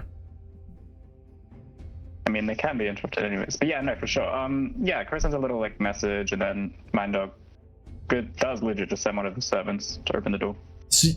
And nothing really visually changes. The shimmering kind of widens, and Crow kind of checks to see if the others are like behind him. And satisfied they are, kind of hops in, says, "Come." When the door opens too, you guys are greeted by a humanoid person wearing like a servant's clothing, like a suit or like a butler type looking thing. Only they have like no hair, no face, like a bump where a nose should be, like little hollow inlets where eyes should be, but it's just completely covered, no mouth. You know, they are completely featureless. And they open the door, and like the one that opens the door just bows, like puts his hand on his stomach and bows and gestures inward with his hand for you all to enter.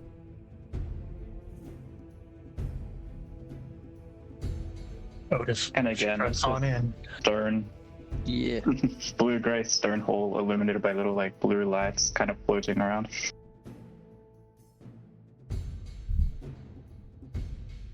As you, what's that? Yeah, as you all walk in, it kind of opens up into like a foyer with just a bunch of different doors and like holes. And one of the servants comes to say, the master is resting. You have accommodations prepared if you would like them.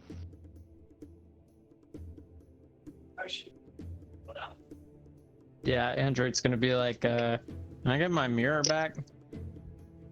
I gave it to Mindoc before, I guess he wanted to look at it. It would be preferred that the master is not disturbed for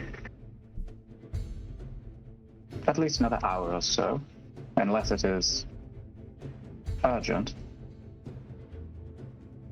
Can we offer you food or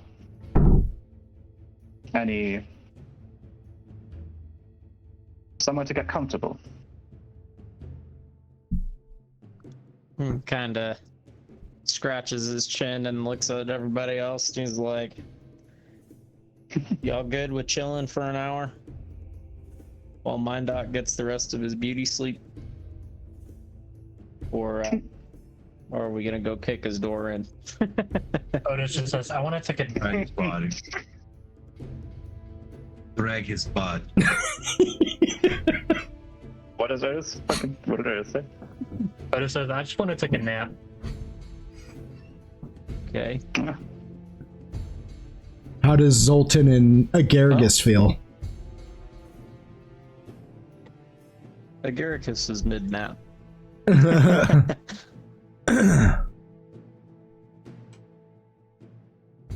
his little self to sleep.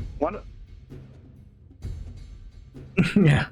One of them, they're going to say, I will show you to some free quarters then. I must implore you all to keep to those areas and where you've already been, however. It is quite hazardous to explore without a guide. The master is quite tight on security. Y'all like a bitch. Otis is gonna kind of mutter, like, don't tell me what to do. Merely request for your own safety.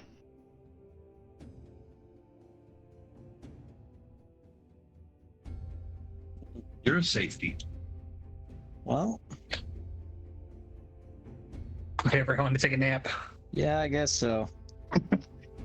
Guess we'll. They sort of lead you into one particular hall and gesture to like a row of rooms that are all free. They're very simple. They just kind of have like a bed, a desk, just like the basic kind of essentials. I'd even go as far as to say the bed's probably not particularly comfortable. It's like, you know, like beds that are made to be healthy to sleep on. Like they're just meant to be like firm enough that your spine is like aligned and stuff. Like they're not soft. They're beds. Ah, I see how it is. It's like Sounds it's like not gel. I like jail. A little. It's stone, yeah. But no, It's it's not- very nice stone. It sounds no, like I it's don't pretty want to good. stay here. Otis is going to go into one of the rooms, pull out his bedroll, and lay it on top of the bed and sleep on that. Yuko will just sit, literally does not move, just sits where he's at, and just posts up against the wall. Yeah, Android's just gonna poke at it a couple of times, and then he's gonna be like, and sit very uncomfortably at the foot of it. What is Zoltan doing?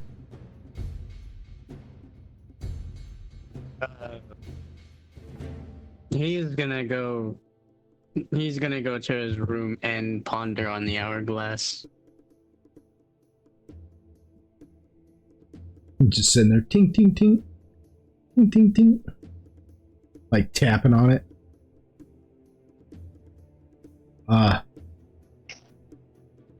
So while you guys are just waiting on Mindoc, each of you are contemplating or sleeping. I imagine Otis is just out. Yeah, Otis is out. He might have just taken this as a long rest. And I guess Agaragus is just out at this point too, cried themselves to sleep. I guess we'll start with Zoltan. What is Zoltan thinking about now?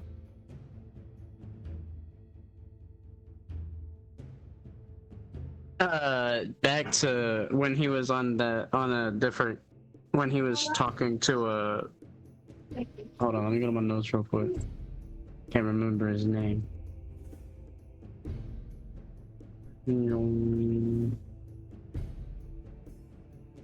Oh yeah, I still have a pretty key from that man's house.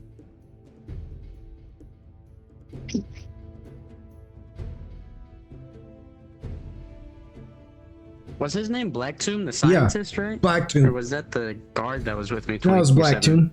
Yeah, Black Tomb? yeah. Yeah. He thinks about what Black Tomb said about it being tethered to a place again, and then as he's thinking about it, he passes out. Nice.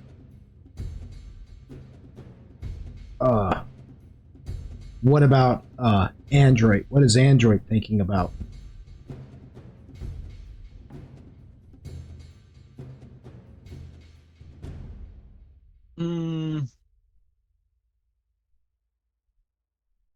I guess he's gonna contemplate for a moment how he thinks would be best to approach the Mindoc situation in general. You know, like kind of like how he was explaining to Solar. He's trying to think of approaching options because if I understand it correctly as the player, Android doesn't necessarily realize what happened between what was his name, Hallister or whatever, and Mindoc when he like slowed us all down. See. Right. So you know, like he doesn't necessarily know that happened exactly, but he remembers kind of how things went in the past And he's like, well, I don't necessarily want Mindoc to spark another fascination with that. You know, so he's kind of pondering how he should approach that conversation because he doesn't want to be like, heresy. You know what I mean? But he also doesn't want to be like, no, Mindoc, what you're doing is okay. You know? So he's pondering that mostly. Okay. Garrigus has gone into like a root phase, which is kind of just, they basically just go into like a shutdown mode. And Otis is over there just sleeping soundly like a baby. Maybe he farts one time. He's just but he's out. What is you Quill thinking about?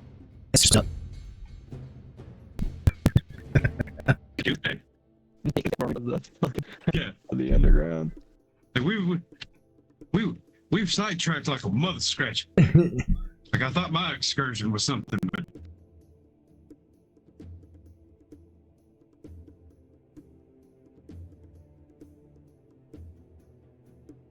dang.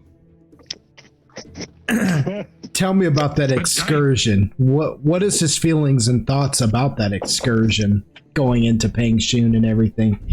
He hasn't really had a lot of time to think upon everything that has happened in that moment when they went there, and they kind of just you guys just left abruptly too. So what is his thinking on that? Exactly that. He's just like, well, that happened. So as you get to like that's his mindset. Yeah. Like, huh? But so as you did some get cool to shit. Now I'm stuck in this hole. did some cool stuff, and Where now did I go so wrong, looking ass? it's funny that you should be thinking about that. Wrong? Yeah, it's funny you should be thinking about that, actually, because as you get to thinking about Pangshun and how you guys did leave abruptly and everything, you hear it. At first, you can't be for sure if you're hearing it correctly or not, but it grows. It starts off as sort of just like a low rumble, a drum in the deep, if you will. But then it, but then it begins to roll and build up steam till eventually it comes into a full-on crescendo, and you can hear it. It is the call. It is the call. The call of the ancestors. The yelling that you heard when you first went to Pangshun, when you first spoke with Nani Nani, the shaman, and she told you to go and meet with Mazaru because you had been chosen. And then you heard the calling of the ancestors then. The 4 dragons. And you can hear them now calling you home. Telling you there's something else. There's one final thing you need to accomplish before you leave there. I'm a bitch. And that's where we're going to end tonight's session, y'all. We forgot to talk God damn it. to frogs. We forgot to talk to the frogs. The frogs? Sorry, what? I don't know, but there is something there still. And they're calling you Quill back. Whether it be that android or that's just your own personal business, I don't know. But you are getting called back there. And that's where we're going to leave tonight's session. So, with that said, let's do our outro, y'all. I want to thank you old school gamers, for letting me DM for them yet another session. I want to thank the audience at home, you Golden Wonders, for joining us. And like, share, and subscribe. I mean that, but I don't want to harp on it. And yeah, we'll see you on the next one.